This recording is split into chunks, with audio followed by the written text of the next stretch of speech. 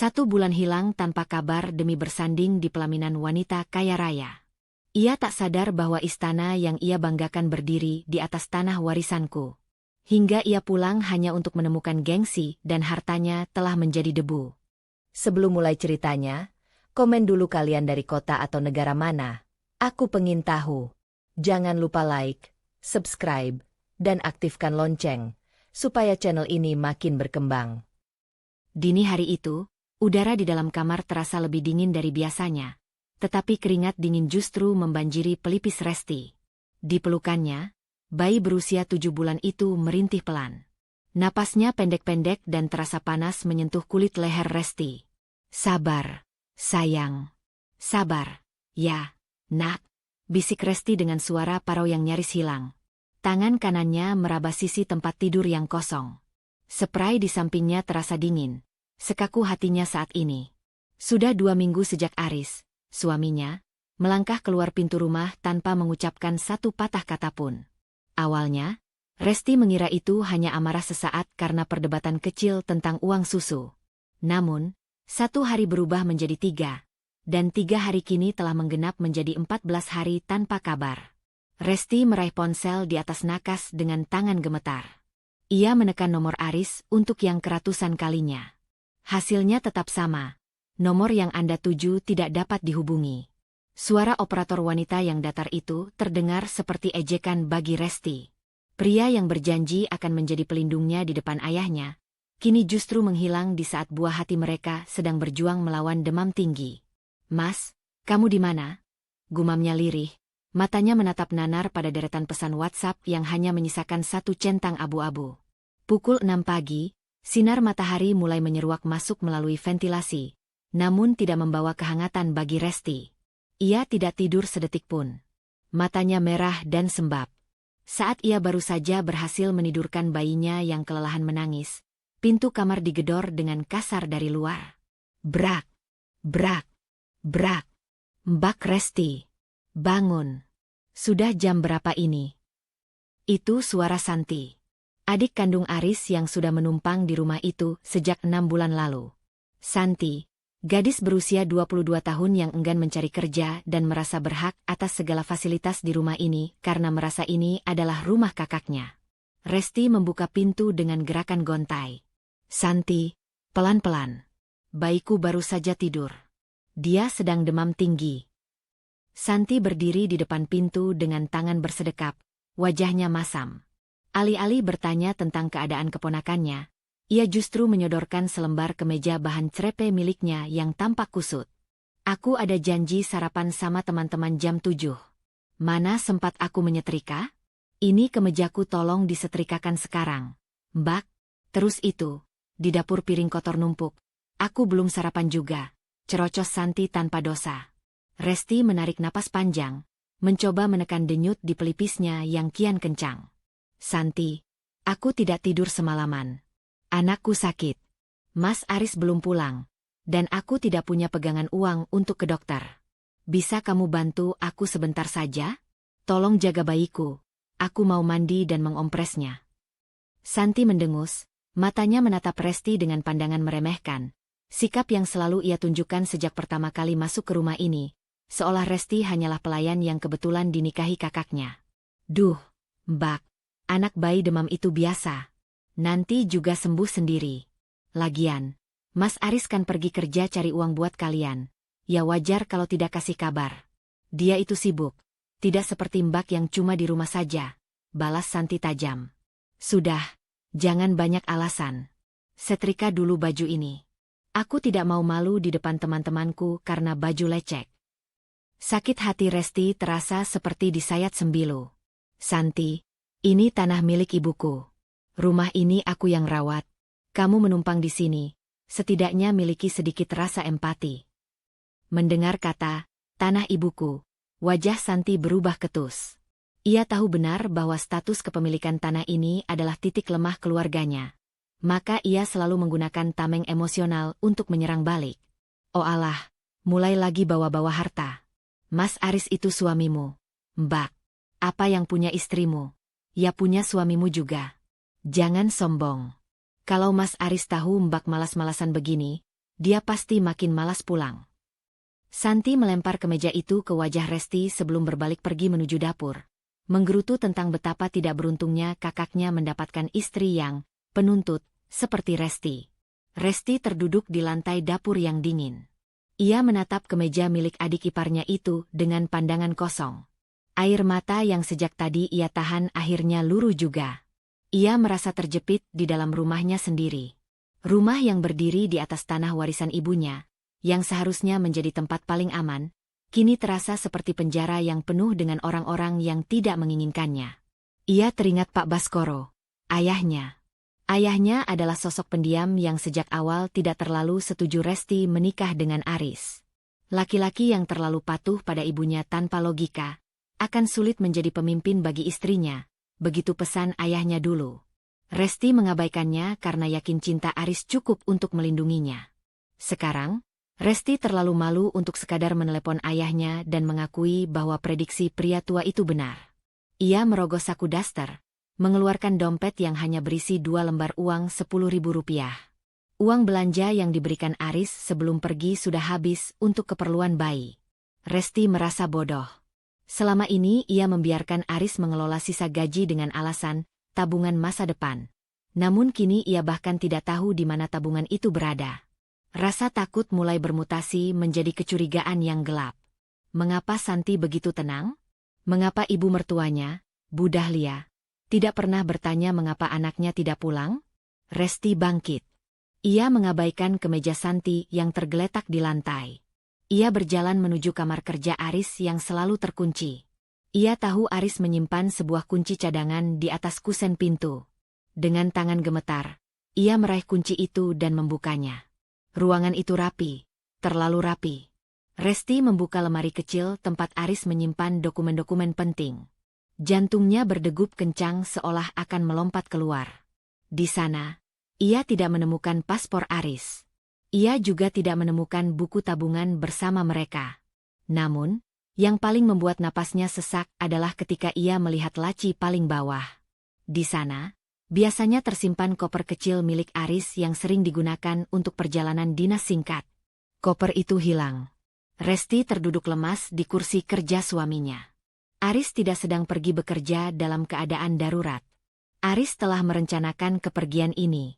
Pria itu mengemasi barang-barangnya saat Resti sedang lengah, atau mungkin saat ia sedang sibuk di pasar.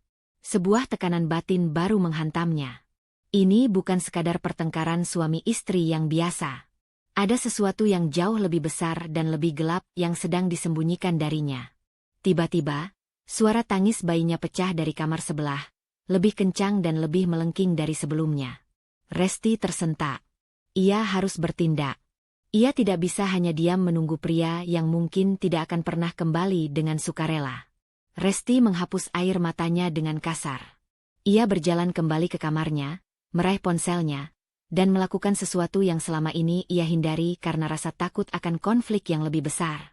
Ia mengirim pesan ke grup keluarga besar Aris, tempat Bu Dahlia dan semua saudara Aris berkumpul. Mas Aris sudah 2 minggu tidak pulang dan tidak bisa dihubungi. Bayinya sedang sakit sakral. Kalau dalam 2 jam Mas Aris tidak membalas telepon saya akan melaporkan kehilangan orang ke kantor polisi dan membawa semua bukti sengketa aset rumah ini ke pengacara. Itu adalah keputusan kecil yang berisiko. Ia tahu tindakannya akan memancing kemarahan Bu Dahlia dan membuat posisinya semakin sulit. Namun, melihat bayinya yang menggigil karena demam, Resti sadar bahwa menjadi istri yang penurut hanya akan membuatnya mati perlahan di tangan keluarga yang parasit. 2 menit setelah pesan itu terkirim, ponselnya bergetar. Bukan dari Aris, melainkan sebuah pesan singkat dari nomor yang tidak ia kenal. Namun berisi peringatan yang membekukan darahnya. Jangan cari masalah kalau kamu masih mau melihat suamimu pulang. Diam, atau kamu akan kehilangan semuanya. Resti menatap layar ponselnya dengan mata membelalak. Tangis bayinya kian keras, sementara ancaman itu menggantung di udara, memulai babak baru dari mimpi buruk yang baru saja dimulai. Pesan ancaman itu terus berkedip di layar ponsel Resti, seolah-olah memiliki mata yang mengawasi setiap tetes air mata yang jatuh ke pipinya. Diam, atau kamu akan kehilangan semuanya. Kalimat itu bukan sekadar gertakan. Itu adalah rantai yang mencoba melilit lehernya. Namun, saat jemari mungil bayinya yang panas menyentuh dada Resti, rasa takut itu berubah menjadi kemarahan yang dingin. Resti tidak lagi peduli pada ancaman tanpa nama itu. Jika dia diam, dia justru akan kehilangan hal paling berharga dalam hidupnya, kewarasan dan keselamatan anaknya. Dengan tangan gemetar, Resti menyampirkan kain gendongan. Ia membungkus bayinya dengan selimut tebal, mengabaikan pening yang menyerang kepalanya akibat tidak tidur semalaman. Ia tidak menunggu 2 jam seperti gertakannya di grup keluarga. Ia tidak bisa menunggu sedetik pun lagi. Dengan sisa uang di dompetnya, ia memanggil ojek motor menuju rumah ibu mertuanya. Rumah Bu Dahlia berdiri angkuh di kawasan perumahan kelas menengah yang asri, sangat kontras dengan kondisi batin Resti yang berantakan. Begitu turun dari ojek, Resti nyaris limbung. Ia berjalan menuju pintu jati besar itu dan mengetuknya berkali-kali. Pintu terbuka, menampilkan sosok Bu Dahlia yang tampak rapi dengan daster sutra dan aroma minyak wangi yang menyengat. Ia menatap Resti dari ujung rambut hingga ujung kaki dengan tatapan merendahkan. Tatapan yang selalu Resti terima sejak hari pertama ia menginjakan kaki di keluarga ini sebagai menantu yang hanya anak buruh. "Apa-apaan kamu teriak-teriak di grup keluarga, Resti? Malu-maluin." Suara Bu Dahlia langsung menyambar sebelum Resti sempat mengucap salam. "Ibu tahu di mana Mas Aris? Tolong, Bu. Bayiku sakit. Dia butuh ayahnya." "Mas Aris sudah 2 minggu tidak pulang." Suara Resti pecah. Ia berusaha merangsek masuk, namun Bu Dahlia menahan daun pintu dengan kuat. "Ya wajar Aris tidak betah pulang. Lihat dirimu." Bu Dahlia menunjuk wajah sembab Resti dengan telunjuknya yang dihiasi cincin emas. Kucel, berantakan, cuma bisa merengek. Istri itu tugasnya jadi peneduh, bukan jadi beban. Kalau Aris pergi, itu artinya dia sedang muak melihat mukamu yang selalu menuntut itu. Hati Resti rasanya seperti dihantam godam. "Muak? Saya menuntut apa, Bu? Saya cuma minta dia ada saat anaknya sakit. Saya bahkan tidak tahu dia makan apa atau tidur di mana."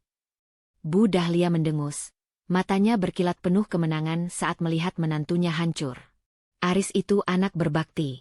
Dia sedang pergi jauh, bekerja keras siang malam untuk melunasi utang-utang keluarga yang menumpuk karena biaya persalinanmu yang sok mau di rumah sakit bagus itu. Dia tidak mau kamu tahu karena dia tidak mau kamu kepikiran. Tapi dasarnya kamu istri tidak becus, bukannya mendoakan, malah mengancam lapor polisi. Kamu mau menghancurkan karir suamimu sendiri. Resti tertegun. Utang keluarga? Aris tidak pernah bercerita tentang utang apapun. Selama ini, Aris selalu mengatakan bahwa keuangan mereka stabil. Namun, narasi yang dibangun Bu Dahlia mulai meracuni pikirannya. Apakah benar Aris pergi demi dirinya? Apakah ia memang seegois itu sampai tidak menyadari pengorbanan suaminya? Tapi kenapa dia mematikan ponsel? "Bu, kenapa koper dan paspornya hilang?" tanya Resti. Suaranya mulai melemah oleh rasa bersalah yang disuntikkan secara paksa. Bu Dahlia memutar bola matanya. Dia butuh konsentrasi. Dia kerja di proyek luar kota yang sinyalnya susah. "Sudah, pulang sana. Jangan bikin keributan di sini. Kalau kamu terus-terusan begini, ibu sendiri yang akan menyuruh Aris menceraikanmu. Kamu itu cuma numpang di keluarga ini. Jangan berlagak seperti nyonya." Brak! Pintu ditutup tepat di depan wajah Resti. Resti berdiri mematung di teras, memeluk bayinya yang mulai merintih lagi. Kata-kata, "istri tidak becus," dan "menghancurkan karir suami," berdengung di telinganya seperti tawon. Ia merasa kecil, tidak berdaya, dan bodoh. Di tengah keputusasaan itu, ia mulai meragukan instingnya sendiri. Bagaimana jika Bu Dahlia benar? Bagaimana jika Aris memang sedang berjuang untuk mereka? Namun, saat ia berjalan keluar dari halaman rumah Bu Dahlia, ia berpapasan dengan sebuah mobil mewah yang baru saja masuk ke garasi tetangga sebelah. Si pengemudi, seorang wanita parubaya yang merupakan teman pengajian Bu Dahlia, menurunkan kaca mobilnya. "Loh, Mbak Resti? Kok di sini? Tidak ikut ke acara Aris di kota sebelah?" tanya wanita itu dengan wajah polos tanpa dosa. Jantung Resti berhenti berdetak sejenak. Acara apa ya, Bu?" Wanita itu tampak kikuk, seolah baru saja menyadari sesuatu yang seharusnya tidak ia katakan. Itu, katanya Aris ada peresmian kantor baru atau apa ya? Saya cuma dengar selentingan dari Bu Dahlia kemarin, kalau Aris lagi banyak acara penting di luar kota. Ya sudah ya, Mbak, saya masuk dulu. Mobil itu berlalu, meninggalkan Resti dalam kesunyian yang mencekam. Peresmian kantor? Bu Dahlia bilang Aris sedang susah payah melunasi utang di proyek pelosok. Tapi tetangganya mendengar cerita tentang acara penting dan kantor baru. Dua informasi yang saling bertabrakan ini menyalakan kembali api kecurigaan di hati Resti. Resti tidak pulang ke rumah. Ia tidak bisa pulang ke rumah yang dihuni oleh Santi yang berhati dingin. Ia duduk di bangku taman perumahan yang sepi, menatap bayinya yang kini tertidur karena kelelahan menangis. Matanya kemudian tertuju pada sebuah nama di daftar kontaknya. Dina. Dina adalah sahabatnya yang bekerja di salah satu vendor catering besar. Resti ingat, 2 hari lalu Dina sempat mengirim pesan yang ia abaikan karena sibuk mengurus demam bayinya. Resti membuka kembali pesan dari Dina yang tenggelam. Res, tadi aku lihat jadwal catering buat akhir minggu ini. Ada nama pesanan atas nama Aris Setiawan untuk acara di Gedung Melati. Itu suamimu bukan? Kok pesanannya buat menu pernikahan? Kamu lagi ada acara keluarga ya? Napas Resti memburu. Jika ia menghubungi Dina, ia akan membuka kotak Pandora yang mungkin akan menghancurkan hidupnya selamanya. Jika ia diam, ia akan terus menjadi istri tidak becus yang ditipu mentah-mentah. Dengan tangan yang kini tidak lagi gemetar karena ketakutan, melainkan karena amarah yang mulai memuncak, Resti mengetik balasan. Din, bisa kirimkan aku foto detail pesanan catering itu? Semuanya. Termasuk siapa nama mempelai yang tertera di sana. Resti tahu, setelah menekan tombol kirim, tidak akan ada jalan kembali. Ia baru saja memutuskan untuk berhenti menjadi korban dan mulai menjadi pemburu kebenaran. Meski itu berarti ia harus menghadapi kenyataan bahwa suaminya mungkin telah membuangnya ke tempat sampah. Ponselnya bergetar. Dina sedang mengetik. Di tengah keheningan taman, Resti bersiap menerima hantaman yang mungkin akan meratakan dunianya lebih hancur dari sekadar rumah yang mati lampu.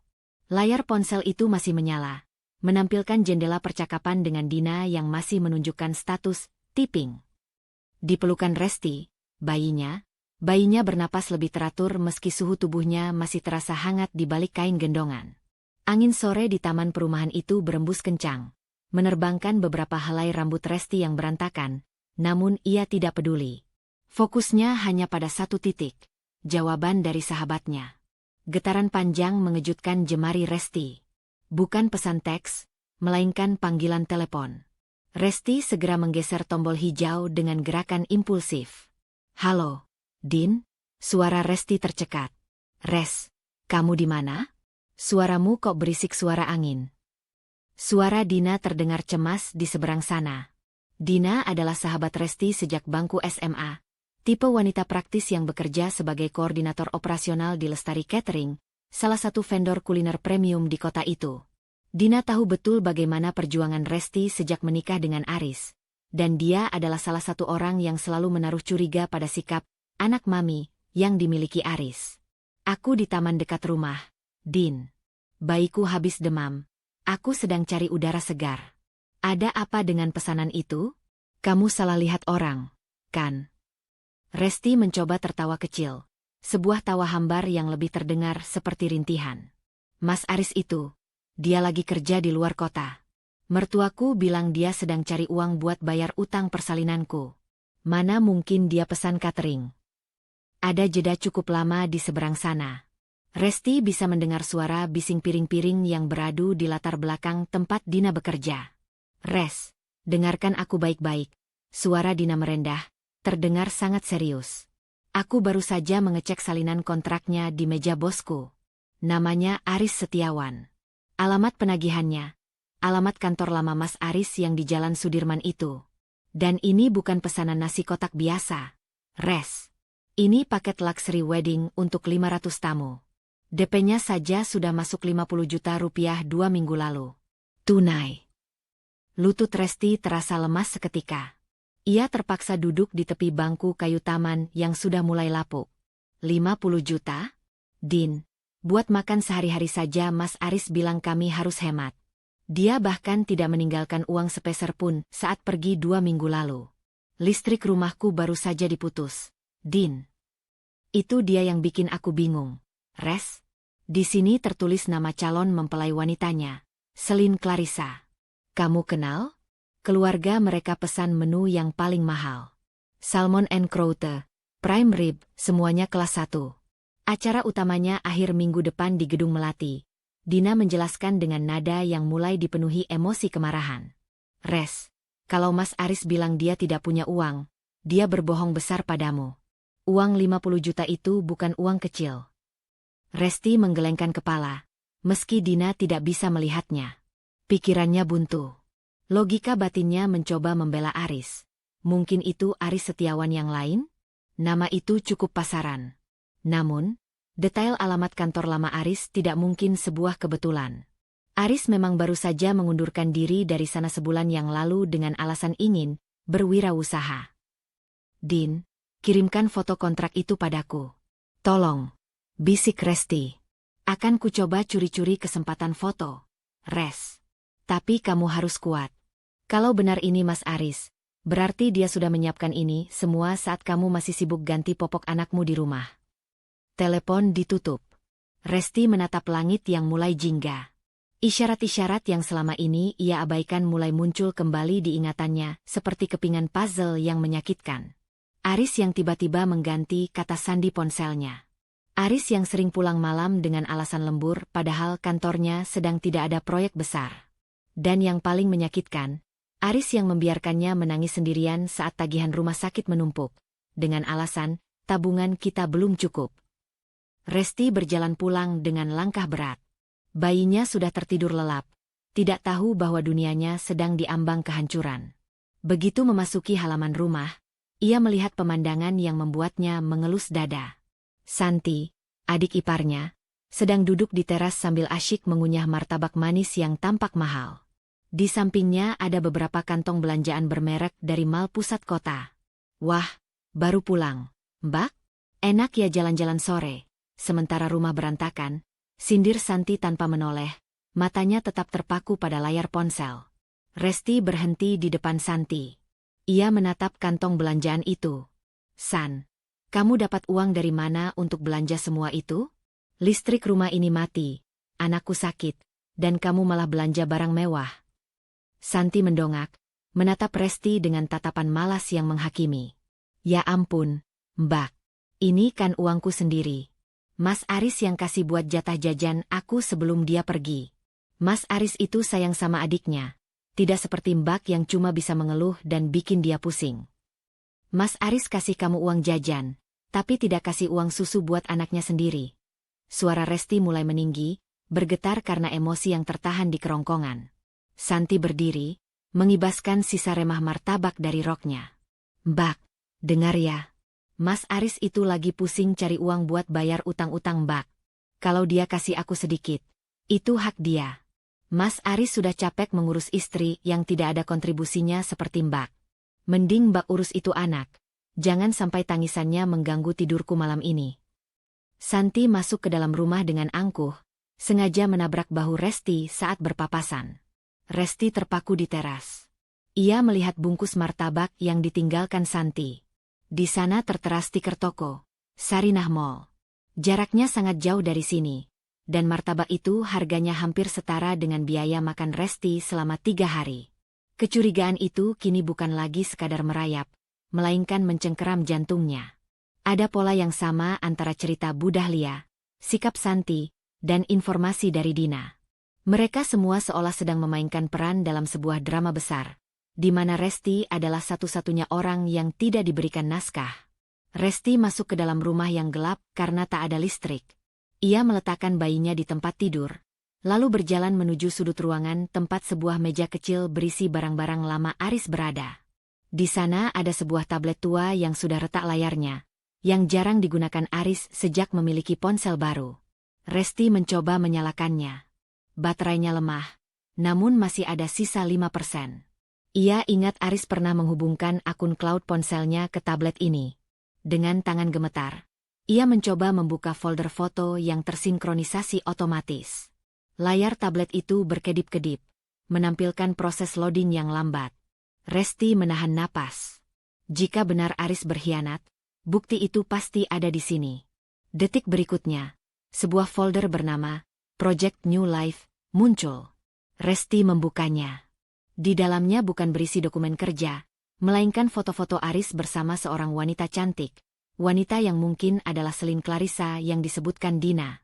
Mereka tampak berada di sebuah butik pengantin. Aris sedang mencoba jas hitam dengan senyum lebar yang tidak pernah ia tunjukkan lagi pada Resti selama setahun terakhir. Air mata Resti jatuh mengenai layar tablet yang retak. Rasa sakitnya melampaui apapun yang pernah ia rasakan. Aris tidak sedang menderita di proyek luar kota. Aris sedang merayakan hidup barunya. Tiba-tiba, tablet itu mati karena kehabisan daya. Di tengah kegelapan total rumahnya, Resti hanya bisa mendengar detak jantungnya sendiri yang berpacu. Ia menyadari satu hal, ia tidak bisa terus menunggu. Resti meraih tas kecilnya. Ia mengambil sertifikat tanah milik ibunya yang ia sembunyikan di bawah tumpukan kain. Keputusan kecil namun berisiko mulai terbentuk di kepalanya. Jika Aris menganggap rumah dan tanah ini adalah miliknya untuk dijadikan jaminan hidup barunya, maka Aris salah besar. Mas, kalau kamu memilih membangun istana di atas luka anakmu, maka jangan salahkan aku jika aku merobohkan duniamu sebelum kamu sempat menikmatinya, bisik Resti pada kegelapan. Ia memutuskan akan mendatangi kantor lama Aris besok pagi, mencari tahu siapa sebenarnya Selin Clarissa. Meski ia tahu hal itu mungkin akan memancing kemarahan Bu Dahlia yang lebih besar. Resti tidak lagi takut kehilangan Aris. Ia kini lebih takut kehilangan dirinya sendiri jika terus diam. Kegelapan yang menyelimuti rumah itu semalam bukan hanya soal padamnya aliran listrik, melainkan awal dari hilangnya sisa-sisa harapan dalam batin Resti. Pagi menyambutnya dengan sunyi yang mencekam. Suara dengung kulkas yang biasanya menemani keheningan dapur kini lenyap, berganti dengan bau anyir dari sisa daging dan susu yang mulai basi karena suhu dinginnya menguap. Resti duduk di bangku dapur dengan pandangan kosong. Di gendongannya, bayinya mulai merintih. Bayi itu lapar. Namun asinya terasa seret karena stres yang menderanya berhari-hari. Ia mencoba menyalakan keran, tetapi hanya terdengar suara batuk dari pipa yang kering. Mesin pompa air tidak akan bekerja tanpa daya listrik. Ia meraih ponselnya yang sisa daya baterainya tinggal 3%. Dengan jemari gemetar, ia mengetik pesan kepada Aris. Mas, aku mohon. Setidaknya nyalakan listriknya. Kasihan anakmu. Dia kepanasan dan kita tidak punya air. Uangku sudah benar-benar habis. Tolong kembali, Mas.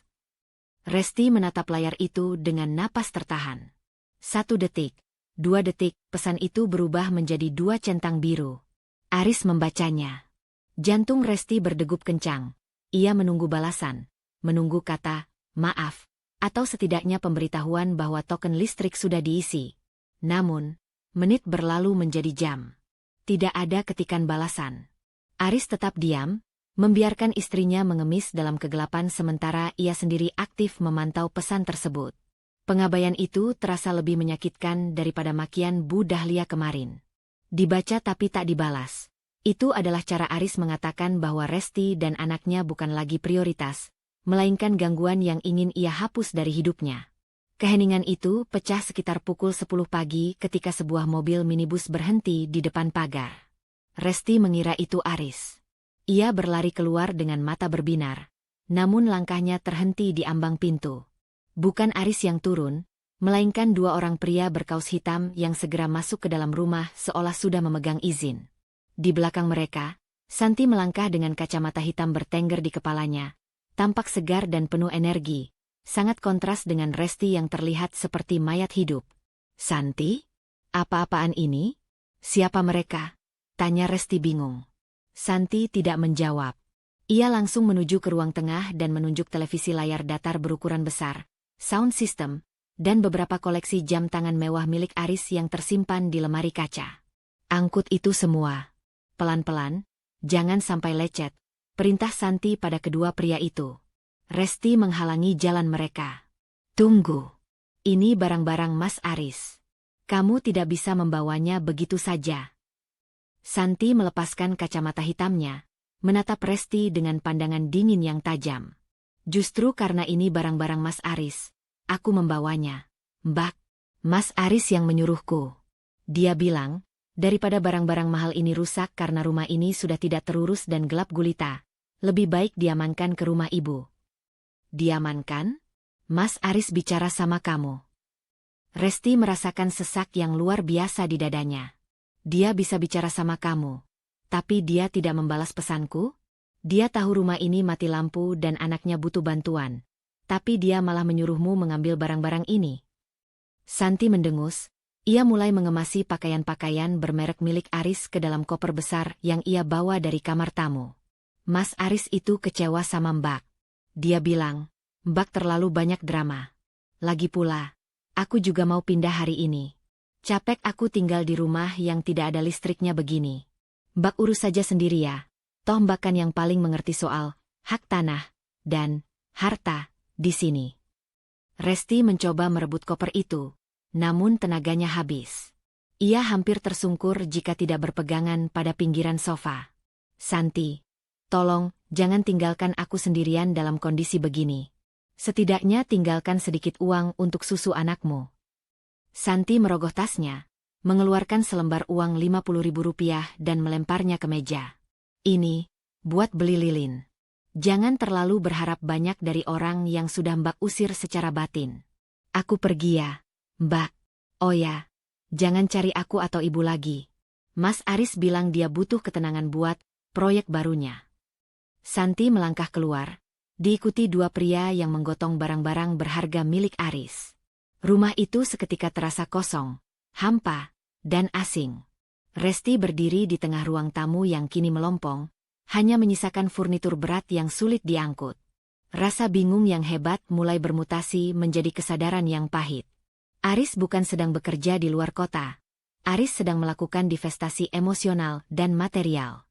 Dia menarik semua jejak kehadirannya dari rumah ini, meninggalkan Resti di sebuah bangunan yang hanya tinggal menunggu waktu untuk runtuh secara finansial. Resti menatap uang Rp50.000 di meja. Itu adalah penghinaan terakhir yang bisa ia toleransi. Pikirannya melayang pada percakapannya dengan Dina semalam. Project New Life. Catering mewah. Nama Selin Clarissa. Semuanya kini masuk akal. Aris sedang mengosongkan rumah ini bukan untuk mengamankan barang, tapi untuk memutus sisa-sisa keterikatannya dengan masa lalu, yaitu Resti dan bayinya. Resti masuk ke kamar, mengambil map coklat berisi sertifikat tanah yang diberikan ayahnya. Ia melihat sekeliling. Rumah ini dibangun dengan uang Aris, memang benar. Tapi tanah ini adalah milik ibunya, warisan yang seharusnya menjadi perlindungan terakhirnya. Aris mengira dengan mengambil televisinya, jam tangannya, dan pakaiannya, dia telah memenangkan perang. Dia lupa bahwa fondasi tempatnya berdiri masih dalam genggaman Resti. Kamu ingin pergi tanpa jejak, Mas? Kamu ingin pindah ke hidup baru yang mewah? Bisik Resti, suaranya kini terdengar rendah dan bergetar karena tekad yang baru lahir.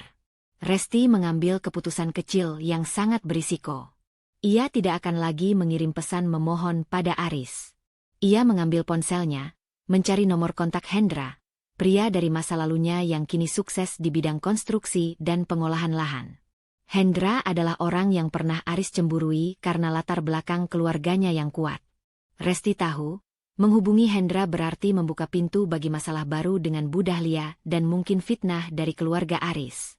Namun, di rumah yang gelap dan kosong ini, ia menyadari bahwa ia tidak butuh suami yang pengecut. Ia butuh kekuatan untuk meratakan semua ketidakadilan ini. Hendra, ini Resti. Aku butuh bantuan profesionalmu. Aku punya sebidang tanah dengan bangunan di atasnya yang ingin aku kosongkan total secara hukum. Bisakah kita bertemu? Pesan itu terkirim tepat sebelum ponselnya mati total. Di tengah kegelapan, Resti memeluk bayinya erat-erat. Ia tahu, mulai besok, ia bukan lagi istri yang menunggu, melainkan pemilik tanah yang akan menuntut haknya hingga ke akar-akarnya. Pagi itu, udara di teras rumah Bu RT terasa lembab oleh sisa hujan semalam. Resti duduk di sebuah kursi plastik dengan kepala tertunduk, sementara ponselnya terhubung ke stop kontak di dinding teras. Ia terpaksa menumpang mengisi daya karena rumahnya sendiri masih gelap gulita, mati total sejak kemarin. Di sampingnya, bayinya tertidur di dalam kereta dorong tua yang kainnya sudah mulai memudar. Resti merasa seperti pengemis. Kemarin ia adalah seorang istri yang merasa memiliki segalanya. Namun hari ini ia harus menumpang listrik hanya untuk sekadar menyalakan alat komunikasinya. Pening di kepalanya belum hilang, ditambah rasa lapar yang mulai melilit karena ia hanya makan sekali dalam 24 jam terakhir demi menghemat sisa uang untuk susu anaknya. Begitu layar ponsel menyala dan logo startup muncul, getaran bertubi-tubi segera memenuhi genggamannya. Ratusan pesan masuk, notifikasi dari grup keluarga, dan panggilan tak terjawab dari Dina. Namun, sebuah dorongan intuitif yang gelap menuntun jemarinya untuk membuka aplikasi WhatsApp dan langsung menuju kolom status. Di sana, di barisan paling atas, terdapat lingkaran hijau di profil Bu Dahlia. Resti menahan napas. Jantungnya berdebu kencang, memberikan sensasi nyeri yang menjalar hingga ke ujung jari. Ia menyentuh layar itu. Foto pertama muncul, sebuah dekorasi bunga melati yang sangat mewah, dengan latar belakang gebyok kayu jati yang diukir indah. Foto kedua, sepiring hidangan premium yang pernah diceritakan Dina melalui telepon. Dan foto ketiga, foto yang seketika merenggut seluruh oksigen di sekitar Resti. Di sana, terlihat sepasang tangan yang sedang melakukan prosesi ijab kabul. Tangan pria itu sangat ia kenali. Ada bekas luka kecil di punggung telapak tangan kanan akibat terkena percikan minyak saat membantu Resti memasak setahun lalu. Tangan itu kini menjabat erat tangan seorang pria tua. Sementara di sampingnya, sebuah tangan wanita dengan ukiran henna putih yang rumit dan cincin berlian yang berkilau tampak bersanding mesra. Di bawah foto itu, Bu Dahlia menuliskan takarir dengan huruf kapital yang seolah berteriak, "Alhamdulillah, sah. Selamat atas pernikahanmu anakku. Semoga ini menjadi awal kebahagiaan sejatimu yang sesungguhnya. Ibu bangga padamu, Aris." Dunia Resti runtuh. Bukan perlahan, melainkan seperti sebuah gedung yang diledakkan dari dalam fondasinya. Pandangannya mengabur. Telinganya berdenging hebat hingga suara tangis bayinya yang tiba-tiba terbangun pun terdengar sangat jauh. "Aris," bisik Resti. Suaranya terdengar seperti gesekan amplas pada kayu kering. "Jadi, ini alasan koper itu hilang. Ini alasan paspor itu dibawa. Ini alasan Aris membiarkan listrik rumah mereka diputus dan membiarkan anaknya sakit tanpa sepeser pun uang. Aris tidak sedang berjuang melunasi utang keluarga.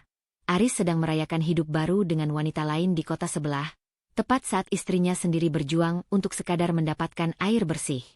Rasa sakit yang menghantam batinnya kali ini berbeda dari episode sebelumnya. Jika kemarin adalah rasa bingung dan takut, kini yang tersisa hanyalah kekosongan yang amat dingin. Ia merasa seperti sampah yang disingkirkan setelah tidak lagi berguna. Aris dan ibunya telah menyusun rencana ini dengan sangat rapi, menunggunya lengah, lalu membuangnya ke dalam kegelapan. "Mbak Resti? Mbak kenapa? Kok wajahnya pucat sekali?" Suara Bu RT menyentakkannya. Resti tidak menjawab. Ia segera mencabut kabel pengisi daya dengan gerakan kasar, mengabaikan tatapan heran tetangganya itu. Ia mendorong kereta bayi dengan langkah cepat, nyaris berlari kembali ke rumahnya yang sunyi. Begitu sampai di dalam rumah yang gelap, Resti jatuh terduduk di lantai ruang tamu. Ia menatap dinding-dinding rumah yang dibangun Aris dengan sombong itu. Rumah ini, rumah yang selalu dibanggakan Aris sebagai bukti kesuksesannya, ternyata dibangun di atas fondasi kebohongan. Dan yang lebih menyakitkan, Aris membangunnya di atas tanah milik Ibu Resti. Resti meraih ponselnya lagi. Amarah yang membara mulai menguapkan air matanya. Ia mencari nomor Pak Baskoro, ayahnya. "Halo, Ayah?" Suara Resti bergetar, namun ada nada keras di sana. "Resti? Kamu kenapa, Nak?" Suaramu seperti orang sesak napas. Suara Pak Baskoro yang tenang terdengar di seberang sana. "Ayah, Ayah masih simpan surat-surat tanah rumah ini, kan? Yang asli." Ada jeda di seberang sana. Pak Baskoro adalah pria yang sangat berhati-hati. "Masih, Res. Kenapa? Apa Aris macam-macam lagi?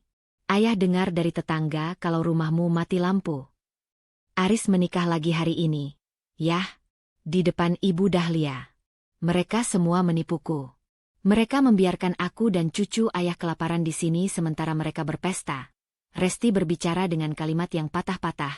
Setiap kata terasa seperti menarik duri dari tenggorokannya. Aku tidak mau rumah ini lagi. Yah, aku ingin mengambil kembali tanah ibu. Resti, tenang nak. Jangan gegabah. Kalau kamu mau cerai, kita urus baik-baik. Nasihat ayahnya.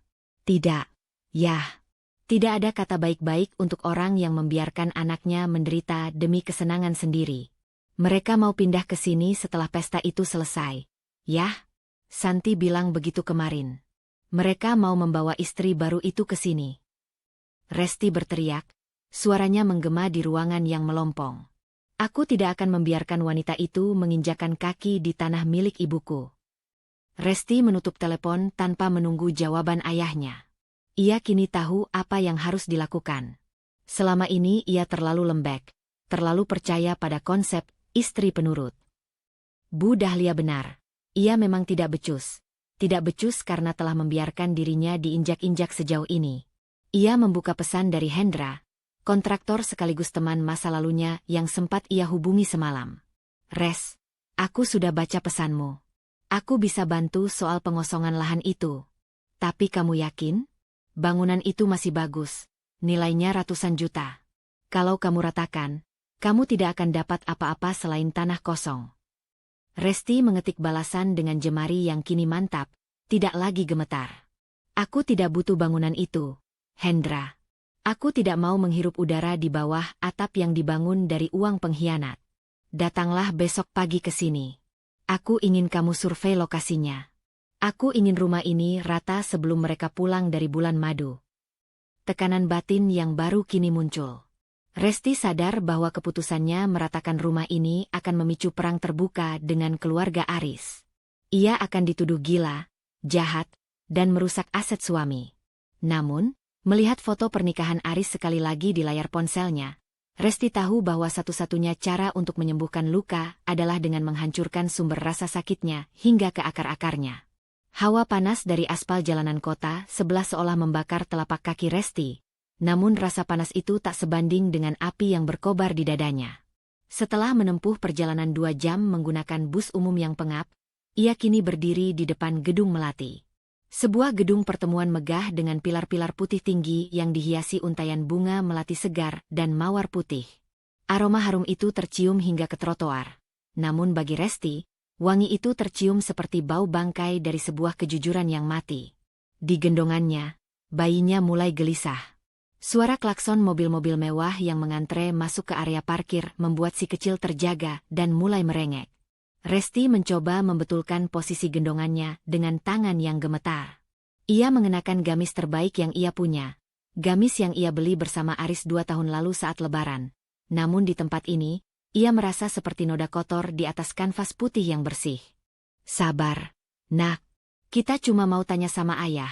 Bisiknya dengan suara yang nyaris hilang ditelan kebisingan. Resti melangkah menuju pintu masuk utama. Namun, baru saja kakinya menginjak karpet merah di selasar. 2 pria berbadan tegap dengan setelan jas hitam dan AirPC di telinga menghalangi jalannya. Salah satu dari mereka, pria dengan rahang tegas bernama Budi, menatap Resti dengan pandangan yang sangat intimidatif.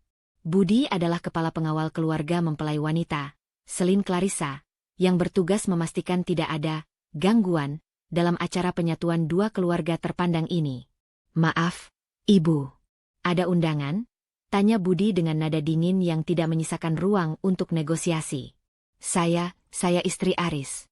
Suara Resti bergetar. Ia mencoba mengangkat wajahnya, menunjukkan harga diri yang tersisa. Saya hanya ingin bicara sebentar dengan suami saya. Budi dan rekannya saling lirik, lalu sebuah senyum sinis yang tipis muncul di sudut bibir mereka. Ibu pasti salah alamat. Pengantin pria di dalam namanya Pak Aris Setiawan, putra dari Ibu Dahlia. Dan beliau tidak memiliki istri lain selain Ibu Selin yang baru saja sah menjadi istrinya. Tolong Ibu jangan membuat keributan di sini. Saya tidak berbohong. Ini anaknya. Resti sedikit berteriak, memicu perhatian beberapa tamu yang baru turun dari mobil Alphard. Bayinya, yang terkejut karena teriakan ibunya, mulai menangis kencang. Suara tangis bayi itu melengking, membelah musik gamelan yang mengalun lembut dari dalam gedung. "Ibu, saya minta dengan hormat, silakan tinggalkan tempat ini sekarang. Atau kami harus bertindak kasar," ancam Budi. Ia melangkah maju, mempersempit ruang gerak Resti, hingga Resti terpaksa mundur beberapa langkah. Tiba-tiba, pintu kaca besar gedung itu terbuka. Beberapa panitia keluar untuk menyambut tamu VIP. Di celah pintu yang terbuka itu, Resti melihatnya. Aris berdiri di sana, di atas pelaminan yang tinggi dan megah. Ia mengenakan beskap pengantin warna broken white yang sangat mewah, lengkap dengan keris dan ronce melati. Ia tampak sangat gagah, sangat berbeda dengan Aris yang biasanya mengenakan kemeja lusuh saat pulang kerja. Pandangan mereka bertemu. Jantung Resti seolah berhenti berdetak. Selama 3 detik yang terasa seperti selamanya, Aris menatap Resti. Ia melihat bayinya yang menangis, ia melihat istrinya yang berantakan karena peluh dan air mata. Ada kilat keterkejutan di mata Aris, namun itu hanya sesaat. Resti membuka mulutnya, hendak memanggil nama pria itu, berharap setitik nurani masih tersisa. "Mas Aris, ini istrimu. Ini anakmu yang sakit." Namun, Aris melakukan sesuatu yang lebih menyakitkan daripada tamparan manapun. Ia menarik napas panjang, lalu dengan sengaja memalingkan wajahnya ke arah Selin, istri barunya yang cantik dan tampak anggun. Aris tersenyum pada wanita itu, membisikkan sesuatu yang membuat Selin tertawa kecil. Seolah-olah Resti hanyalah seonggok sampah yang tidak sengaja lewat di depan matanya. Aris kemudian memberi isyarat kecil dengan tangan kepada pengurus gedung, lalu masuk kembali ke bagian dalam pelaminan yang tertutup dekorasi. "Pak Aris bilang dia tidak kenal Anda. Sekarang, pergi." Budi menarik lengan Resti secara kasar. "Lepaskan. Saya bisa jalan sendiri." Resti meronta, namun tenaga Budi jauh lebih kuat. Ia diseret menjauh dari area selasar hingga ke pinggir jalan raya. Beberapa tamu menatapnya dengan pandangan jijik, seolah-olah Resti adalah pengemis yang mencoba mengacaukan pesta kelas atas. Resti tersungkur di atas trotoar yang kasar. Bayinya menangis histeris karena kaget. Ia mendekap anaknya erat-erat, membiarkan air matanya membasahi pipi mungil si bayi. Rasa malu yang luar biasa kini menindih batinnya. Ia merasa sangat rendah, sangat hina. Aris tidak hanya mengkhianatinya, Aris telah membuang identitasnya sebagai istri di depan mata publik. Pengabaian Aris tadi adalah jawaban final. Tidak ada lagi ruang untuk bicara, tidak ada lagi ruang untuk penjelasan, utang keluarga, seperti yang dibualkan Bu Dahlia. Aris sudah memilih dunianya, dan dunia itu tidak melibatkan Resti maupun anak mereka. Resti berdiri dengan kaki yang masih gemetar.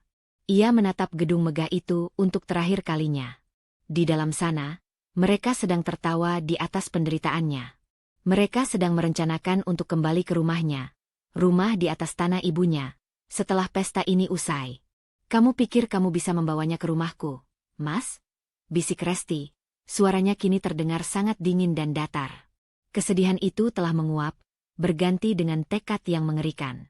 Resti merogoh tasnya, mengambil ponsel yang baterainya hampir habis. Ia tidak menelepon Aris. Ia menelepon Hendra. "Hendra, ini aku. Kamu bilang butuh waktu berapa lama untuk meratakan bangunan? Kalau alat beratnya sudah di lokasi, cuma hitungan jam, Res. Tapi kamu serius? Itu aset besar." Suara Hendra terdengar ragu di seberang sana. "Lakukan sekarang. Bawa alatnya besok pagi. Aku akan memberikan izin tertulis sebagai pemilik tanah. Aku ingin saat mereka pulang dari sini, mereka tidak menemukan satu tembok pun yang masih berdiri tegak," ucap Resti dengan mata yang menyala tajam. Keputusan itu sangat berisiko. Secara hukum bangunan, ia mungkin akan dituntut karena menghancurkan properti suaminya. Namun secara batin, Resti tahu, membiarkan rumah itu tetap berdiri hanya akan membuat Aris menang. Ia lebih baik menghadapi penjara daripada harus melihat Aris dan istri barunya tidur di bawah atap yang ia rawat dengan keringat dan air mata. Malam itu, Resti pulang bukan untuk menangis, melainkan untuk mengosongkan sisa-sisa kenangannya sebelum buldozer datang. Langkah kaki Resti terasa seberat timah saat ia menyusuri jalan setapak menuju rumah masa kecilnya. Aroma tanah basah dan pohon Kamboja di depan pagar kayu yang mulai melapuk menyambutnya, membawa kembali memori tentang masa-masa ketika hidupnya masih sesederhana mengejar layang-layang, bukan dikejar oleh kenyataan pahit pengkhianatan.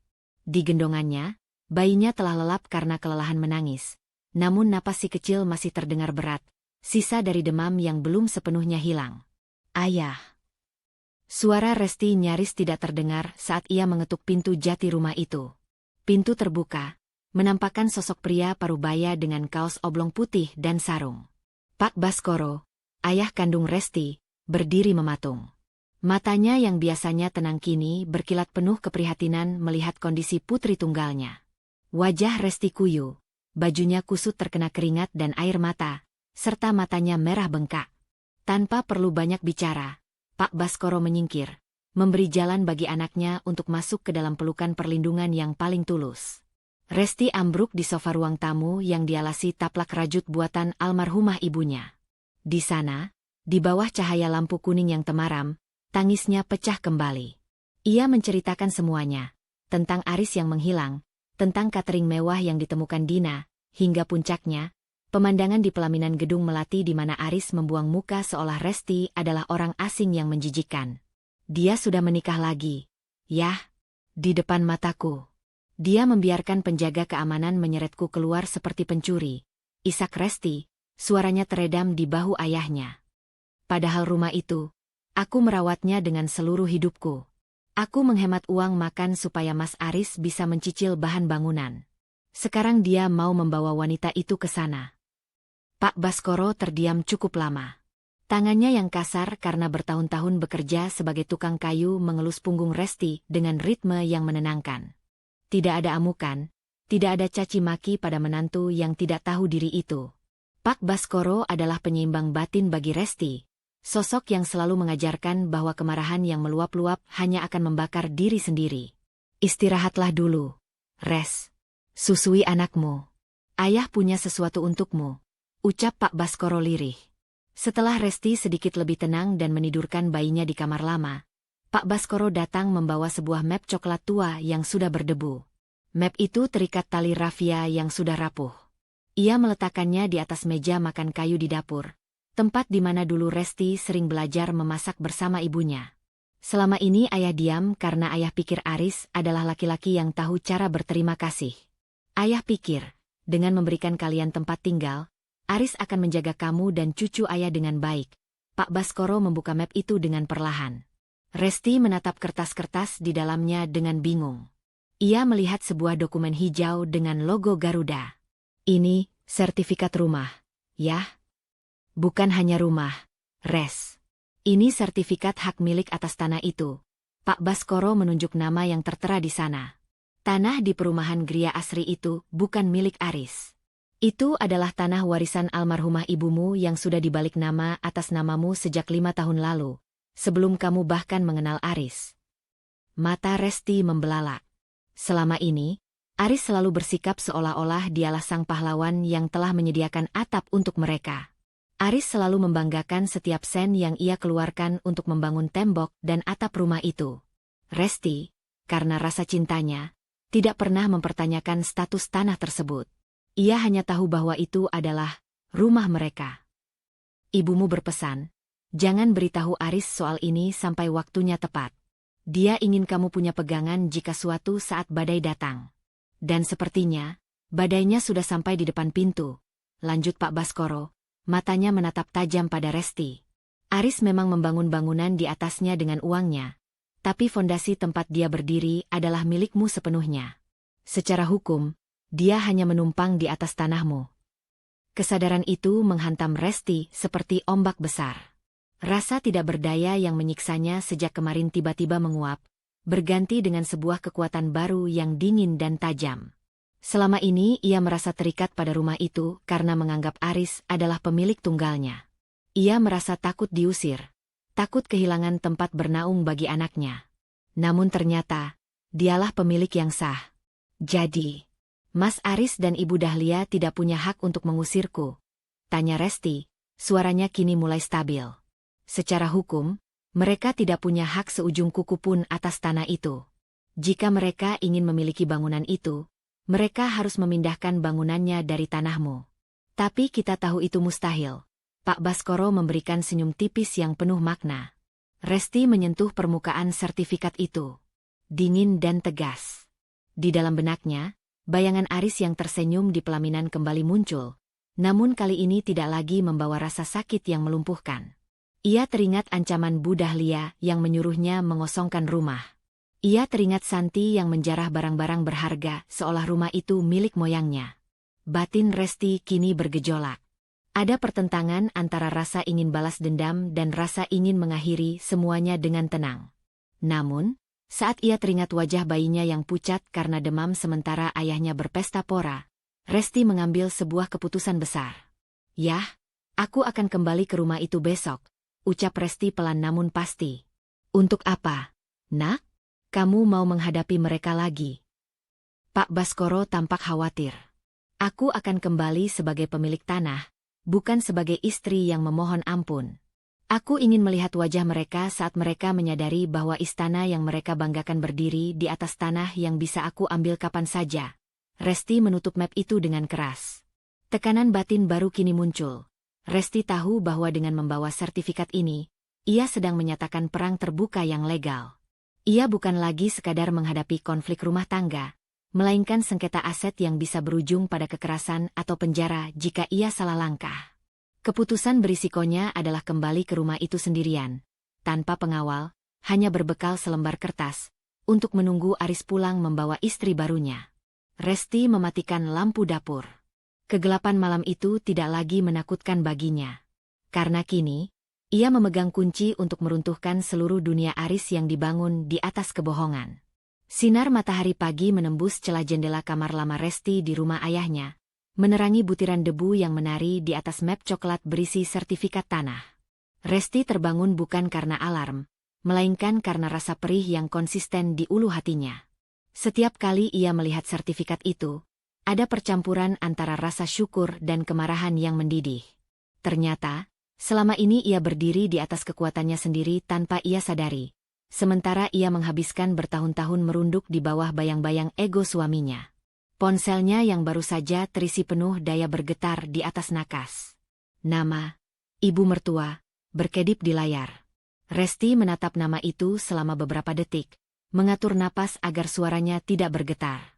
Ia menekan tombol hijau dan mendekatkannya ke telinga tanpa mengucapkan salam. "Resti. Bagus kamu angkat." Suara Bu Dahlia menyalak tanpa basa-basi.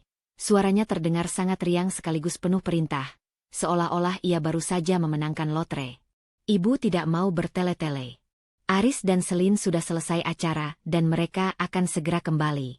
Ibu minta kamu segera ambil sisa barang-barang kucelmu dari rumah itu sekarang juga." Resti memejamkan mata, jemarinya mencengkeram pinggiran spray. Ibu baru saja melihat anaknya menikah lagi saat masih punya istri sah, dan hal pertama yang ibu lakukan adalah mengusir saya. Bu Dahlia mendengus, suara tawa meremehkannya terdengar sangat tajam. "Istri sah? Jangan halusinasi, Resti.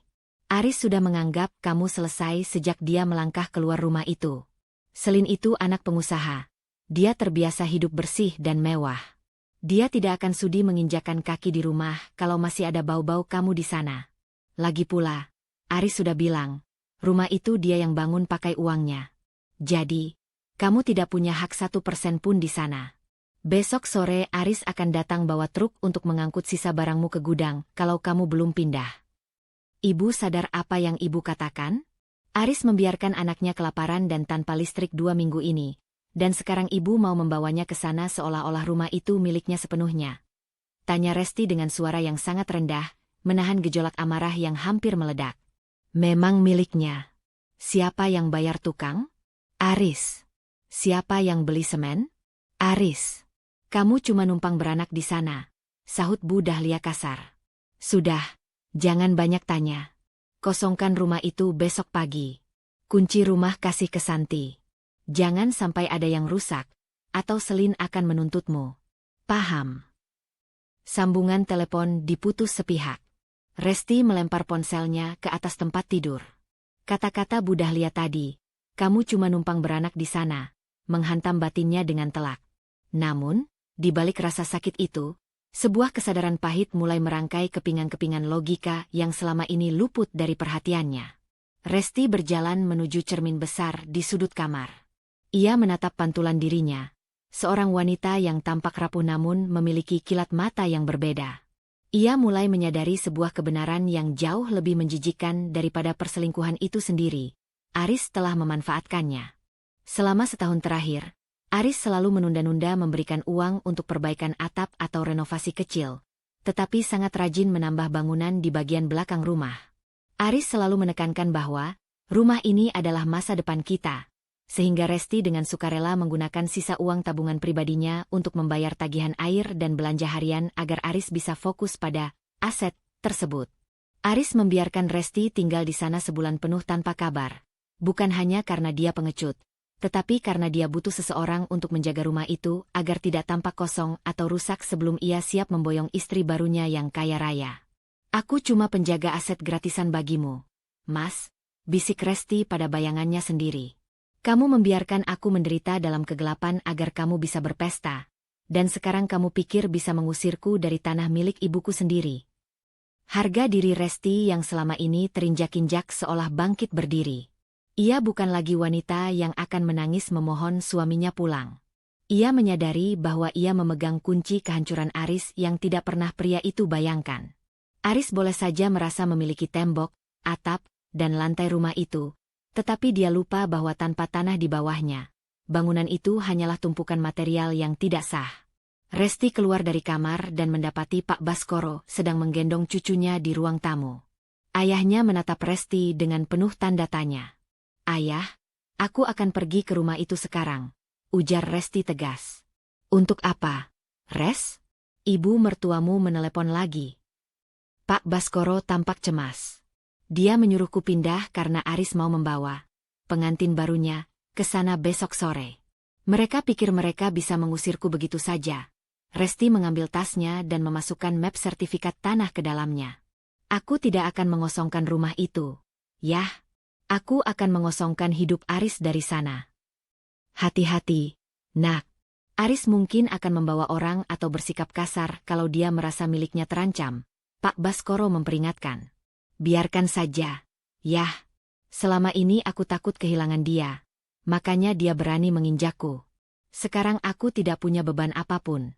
Aku akan kembali ke rumah itu, menyalakan lilin, dan menunggu mereka datang dengan sombong.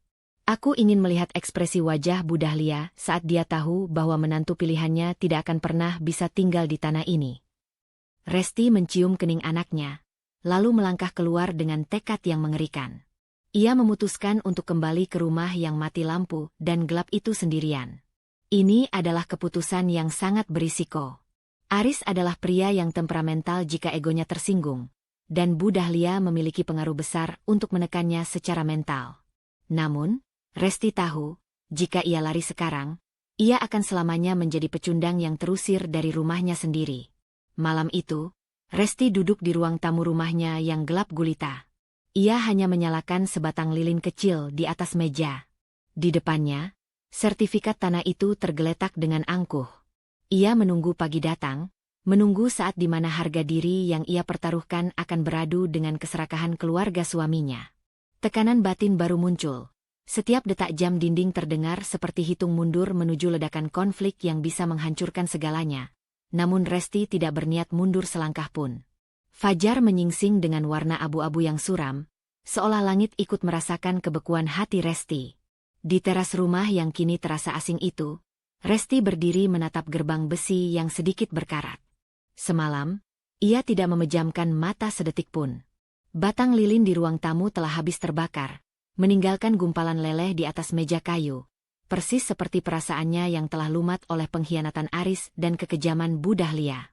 Tanpa menunggu matahari benar-benar naik, Resti menggendong bayinya yang masih terlelap dan melangkah pergi. Ia tidak membawa banyak barang, hanya tas kecil berisi popok dan sebuah map coklat yang ia dekap erat di dada. Map itu kini adalah nyawanya. Tujuannya satu. Sebuah kantor semi permanen di pinggiran kota yang dipenuhi deretan ekskavator dan truk-truk besar. Di sana, Seorang pria bernama Hendra sedang memeriksa tumpukan berkas saat Resti muncul di ambang pintu. Hendra tertegun sejenak.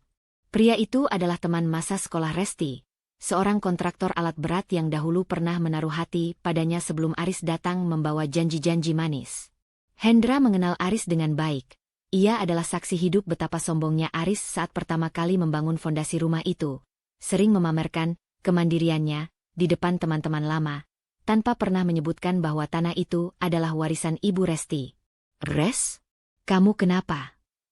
Hendra segera bangkit, menarik kursi untuk Resti. Matanya yang tajam menangkap rona pucat dan tatapan kosong di wajah teman lamanya itu. "Pagi-pagi begini, dan kamu membawa bayimu?" Resti tidak menjawab dengan kata-kata. Ia meletakkan map coklat itu di atas meja kerja Hendra yang berdebu. "Aku butuh bantuan profesionalmu, Hen. Bukan sebagai teman, tapi sebagai kontraktor." Hendra mengerutkan kening, membuka map itu, dan terdiam saat melihat sertifikat hak milik, SHM, yang sah atas nama Resti. Ia membaca tiap barisnya dengan teliti, lalu menatap Resti dengan penuh tanda tanya. "Aris menikah lagi kemarin, Hen. Di depan ibunya, di depan semua orang. Dia membiarkan aku dan anakku terlantar tanpa listrik dan uang, lalu menyuruh ibunya mengusirku dari sini karena dia ingin membawa istri barunya ke rumah itu besok." Suara Resti datar, nyaris tanpa emosi, yang justru membuat bulu kuduk Hendra meremang. Hendra menyandarkan punggungnya ke kursi kayu. "Jadi, kamu mau menggugat secara hukum? Aku bisa carikan pengacara. Dengan bukti ini, kamu bisa mengusir mereka lewat jalur pengadilan. Tapi itu butuh waktu, Res. Bisa berbulan-bulan, bahkan setahun. Aku tidak punya waktu 1 tahun, Hen.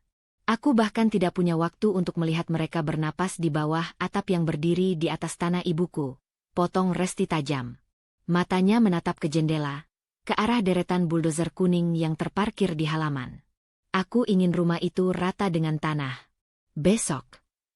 Keheningan seketika menyergap ruangan itu. Hendra menarik napas panjang, mencoba mencerna kegilaan yang baru saja didengarnya. Sebagai kontraktor, ia tahu konsekuensi hukumnya. Bangunan itu dibangun dengan uang Aris, meskipun tanahnya milik Resti. Meratakan bangunan tanpa putusan pengadilan adalah tindakan radikal yang berisiko menyeret Resti ke penjara atas tuduhan perusakan barang. "Res, dengar. Secara hukum, bangunan itu adalah aset. Meskipun berdiri di tanahmu, ada hak milik bangunan di sana. Jika kamu merobohkannya sekarang, Aris bisa melaporkanmu ke polisi." Hendra mencoba memberi logika penyeimbang, namun ia melihat kilat di mata Resti yang tak tergoyahkan. "Aset." Resti tertawa hambar, sebuah suara yang terdengar menyakitkan. Dia menggunakan uang yang seharusnya untuk susu anaknya untuk membangun tembok-tembok itu. "Hen. Dia membiarkan aku menghemat setiap rupiah selama 2 tahun agar dia bisa menambah paviliun untuk masa depan. Ternyata masa depan itu bukan untukku. Itu untuk wanita kaya yang dia nikahi kemarin." Resti mencondongkan tubuhnya, menatap Hendra dengan intensitas yang membuat pria itu tak mampu berpaling. "Aku tidak butuh bangunan itu. Aku tidak butuh uang ganti rugi. Aku ingin dia merasakan bagaimana rasanya kehilangan segalanya dalam satu kedipan mata, persis seperti yang aku rasakan saat melihat story ibunya kemarin. Kamu teman masa laluku, Hen. Kamu tahu bagaimana Aris selalu meremehkan aku karena aku hanya putri seorang tukang kayu. Aku ingin dia tahu bahwa tukang kayu bisa membangun, tapi pemilik tanah bisa menghancurkan." Hendra terdiam, batinnya berperang. Di satu sisi, ia ingin melindungi Resti dari jerat hukum. Di sisi lain, ia muak melihat Aris yang sejak dulu memang terkenal manipulatif. Hendra ingat betul bagaimana Aris pernah mengejeknya saat Resti lebih memilih Aris daripada dirinya, mengatakan bahwa Resti butuh pria sukses yang bisa membangun istana, bukan kontraktor kasar sepertinya. "Kamu yakin, Res? Begitu alat beratku menyentuh tembok itu, tidak ada jalan kembali. Kamu akan menghadapi amukan keluarga besar mereka, polisi, dan mungkin kebencian publik," tanya Hendra memastikan. "Aku sudah kehilangan segalanya, Hen. Harga diriku sudah diinjak di depan gedung Melati kemarin. Penjara bukan apa-apa dibandingkan harus melihat suamiku tidur dengan wanita lain di atas tanah ibuku, jawab Resti mantap. Hendra akhirnya mengangguk pelan. Ia menarik selembar kertas formulir perintah kerja. Baik. Aku akan siapkan 1 ekskavator dan tim lapangan. Tapi aku butuh kamu menandatangani surat pernyataan tanggung jawab mutlak. Jika terjadi masalah hukum di kemudian hari, kamu yang akan menghadapi tuntutannya sebagai pemilik lahan yang memberikan perintah. Resti meraih pulpen dan menandatanganinya tanpa ragu sedikitpun. Jemarinya stabil. Tidak ada lagi getaran ketakutan. Kapan mereka dijadwalkan datang ke rumah itu? Tanya Hendra sambil merapikan berkas. Santi bilang besok sore mereka akan sampai setelah bulan madu singkat di kota sebelah. Aku ingin saat mereka turun dari mobil, yang mereka lihat hanyalah tumpukan puing, ujar Resti. Hendra menatap Resti dengan rasa iba sekaligus kagum. Aku akan mulai memobilisasi alat malam ini, Res. Kita akan melakukannya secara diam-diam agar tidak ada yang melapor ke polisi sebelum semuanya rata. Tapi kamu harus tahu, setelah ini, hidupmu tidak akan pernah sama lagi. Resti menggendong bayinya, berdiri dengan punggung tegak. Hidupku sudah hancur sejak 2 minggu lalu, Hen. Sekarang, saatnya aku memastikan mereka juga merasakan kehancuran yang sama. Resti melangkah keluar dari kantor Hendra. Tekanan batin baru muncul di benaknya. Ia baru saja menandatangani surat yang bisa membawanya ke balik jeruji besi. Ia sedang mempertaruhkan kebebasannya demi sebuah pembalasan yang paling radikal. Namun, saat ia mencium kening bayinya, ada semacam ketenangan dingin yang merayapi jiwanya. Ia tidak lagi peduli pada konsekuensi, karena baginya, keadilan sejati terkadang tidak ditemukan di ruang sidang, melainkan di bawah gigi-gigi baja ekskavator yang siap merobohkan kebohongan Aris. Malam itu, langit di atas perumahan Gria Asri tampak seperti tinta hitam yang tumpah, pekat dan tanpa bintang. Resti berdiri di tengah ruang tamu yang gelap, hanya diterangi oleh lampu jalan yang menembus melalui jendela tanpa gorden. Di dadanya, getaran tekad yang ia bawa dari kantor Hendra masih terasa, namun kini bercampur dengan rasa sesak yang menghimpit paru-paru. Setiap sudut rumah ini menyimpan hantu masa lalu, bekas coretan krayon di dinding dekat dapur, aroma parfum Aris yang masih tertinggal di bantal, dan gantungan kunci bayi yang bergemerincing setiap kali pintu tertiup angin. Res, mobilnya sudah di belakang.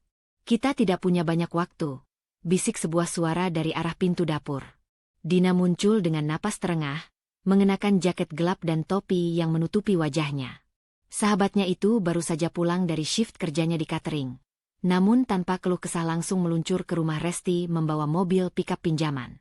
Dina adalah satu-satunya orang yang tahu bahwa dalam hitungan jam, bangunan ini akan menjadi sejarah. Terima kasih, Din. Maaf aku merepotkanmu sejauh ini, sahut Resti lirih. Jangan minta maaf. Aku lebih sudi membantumu angkut barang daripada melihatmu membusuk di sini menanti mereka datang, balas Dina tegas. Matanya menyapu ruangan yang gelap. Listrik masih mati, kan? Bagus. Tetangga tidak akan curiga melihat pergerakan di dalam. Resti bergerak cepat namun hati-hati. Ia tidak menyentuh satupun barang milik Aris. Ia membiarkan televisi layar datar yang dibeli Aris tetap berada di tempatnya. Ia membiarkan sofa empuk hasil cicilan suaminya itu diam di sana. Fokusnya hanya satu, kenangan miliknya dan bayinya. Satu persatu, Resti memasukkan pakaian bayi, botol susu, dan mainan ke dalam kardus. Ia memindahkan album foto pernikahan mereka, bukan untuk disimpan sebagai kenangan manis, melainkan agar foto-foto itu tidak ikut tergilas buldozer. Ia ingin membakar foto-foto itu dengan tangannya sendiri nanti, sebagai ritual pembebasan. Saat ia merapikan lemari di kamar utama, jari-jarinya menyentuh sebuah kotak kayu kecil. Isinya adalah mas kawin berupa kalung emas sederhana dari Aris. Resti tertegun sejenak. Dahulu, ia menganggap kalung ini sebagai simbol ikatan suci. Kini, logam itu terasa dingin dan menjijikkan, seperti rantai yang mengikatnya pada kebohongan. Tanpa ragu, ia memasukkan kotak itu ke dalam tas kecilnya. Itu bukan lagi kenangan. Itu adalah modal hidupnya bersama anaknya setelah ini. Res, lihat ini. Dina menunjuk ke arah lampu teras depan yang mendadak menyala terang. Resti tersentak. Loh, bukannya tadi siang masih mati? Tadi aku lewat depan. Rupanya token listriknya baru saja diisi dari jauh. Sepertinya Mas Aris atau ibunya yang isi lewat aplikasi ponsel, bisik Dina. Mereka sengaja menyalakan lampu luar agar orang-orang mengira rumah ini sudah normal, kembali untuk menyambut si pengantin baru besok. Resti menatap pijar lampu itu dengan tatapan tajam. Sebuah ide muncul di benaknya. Biarkan saja, Din. Biarkan lampu itu tetap menyala. Biarkan para tetangga dan Santi, kalau dia lewat, mengira aku masih ada di dalam, meratap di sudut kamar sambil menunggu suamiku pulang. Kehadiran lampu itu adalah kamuflase terbaik kita. Mereka terus bekerja dalam sunyi. Esensinya adalah pengosongan batin. Setiap barang yang dipindahkan ke atas mobil pikap terasa seperti satu beban yang terangkat dari pundak Resti. Namun, konflik batinnya tetap bergejolak. Ia merasa seperti pencuri di rumahnya sendiri. Sebuah ironi yang menyakitkan mengingat tanah ini adalah miliknya secara sah. Ada rasa takut yang merayap. Bagaimana jika Aris tiba-tiba datang malam ini? Bagaimana jika rencananya bocor? Sudah semua, Res? Tanya Dina setelah 2 jam bolak-balik. Hanya sisa satu lagi. Resti berjalan ke arah pojok ruang makan. Ia mengambil sebuah pot kecil berisi tanaman lidah mertua yang dahulu ia tanam bersama ibunya sebelum wanita itu tiada. Tanaman itu layu karena tidak terawat selama 2 minggu ini. Namun akarnya masih kuat. Hanya ini yang tidak boleh hancur.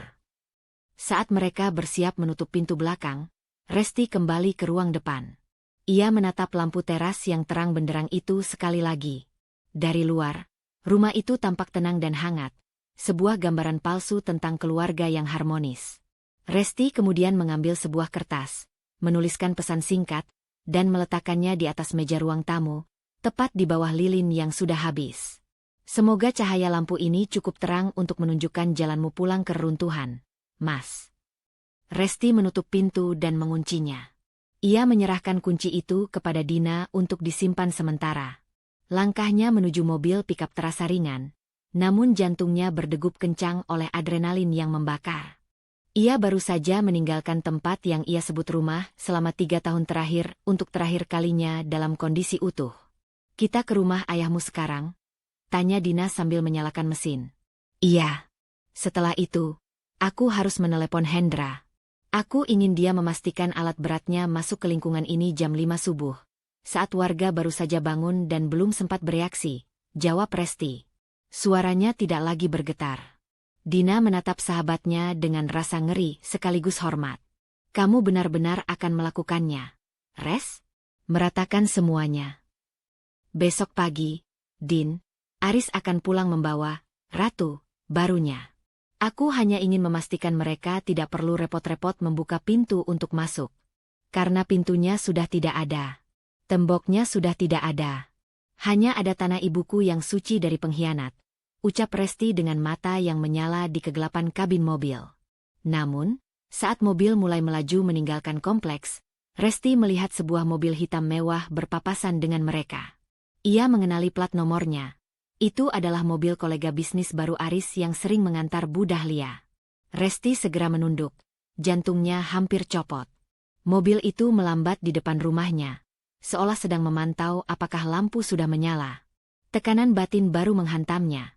Jika pihak Aris mulai melakukan patroli atau pengawasan malam ini, rencana penghancuran subuh nanti bisa berantakan. Resti menyadari bahwa ia sedang bermain api dengan waktu. Keputusan kecil namun berisiko ia ambil. Ia meminta Dina untuk tidak langsung ke rumah ayahnya, melainkan berputar arah melalui jalan tikus untuk memastikan tidak ada orang yang membuntuti mereka. Cepat, Din. Sebelum mereka sadar bahwa burung di dalam sangkar ini sudah terbang, bisik Resti, tangannya mencengkeram erat sertifikat di dalam tasnya. Malam pertama di kediaman megah keluarga besar Selin Clarissa tidak semanis madu yang dibayangkan Aris. Kamar pengantin itu luasnya hampir setara dengan seluruh lantai bawah rumahnya di Gria Asri. Wangi aromaterapi mahal menyeruak, namun udara di dalamnya terasa tipis bagi paru-paru Aris. Ia duduk di tepi tempat tidur yang empuknya luar biasa, mengenakan piyama sutra pemberian mertuanya, namun ia merasa seperti narapidana di balik jeruji emas. Di depan cermin besar, Selin sedang membersihkan wajahnya. Wanita itu tampak cantik, Namun setiap gerakannya memancarkan aura dominasi yang selama ini tidak Aris sadari di balik kemanjaannya saat pacaran singkat dulu. "Mas, besok kita ke butik perhiasan dulu ya sebelum ke rumahmu."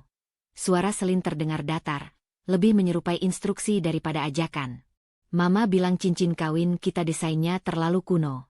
Aku mau yang custom. Dan oh ya, aku tidak mau ya kalau di rumahmu nanti masih ada sisa-sisa perabotan murah dari, siapa nama perempuan itu? Resti?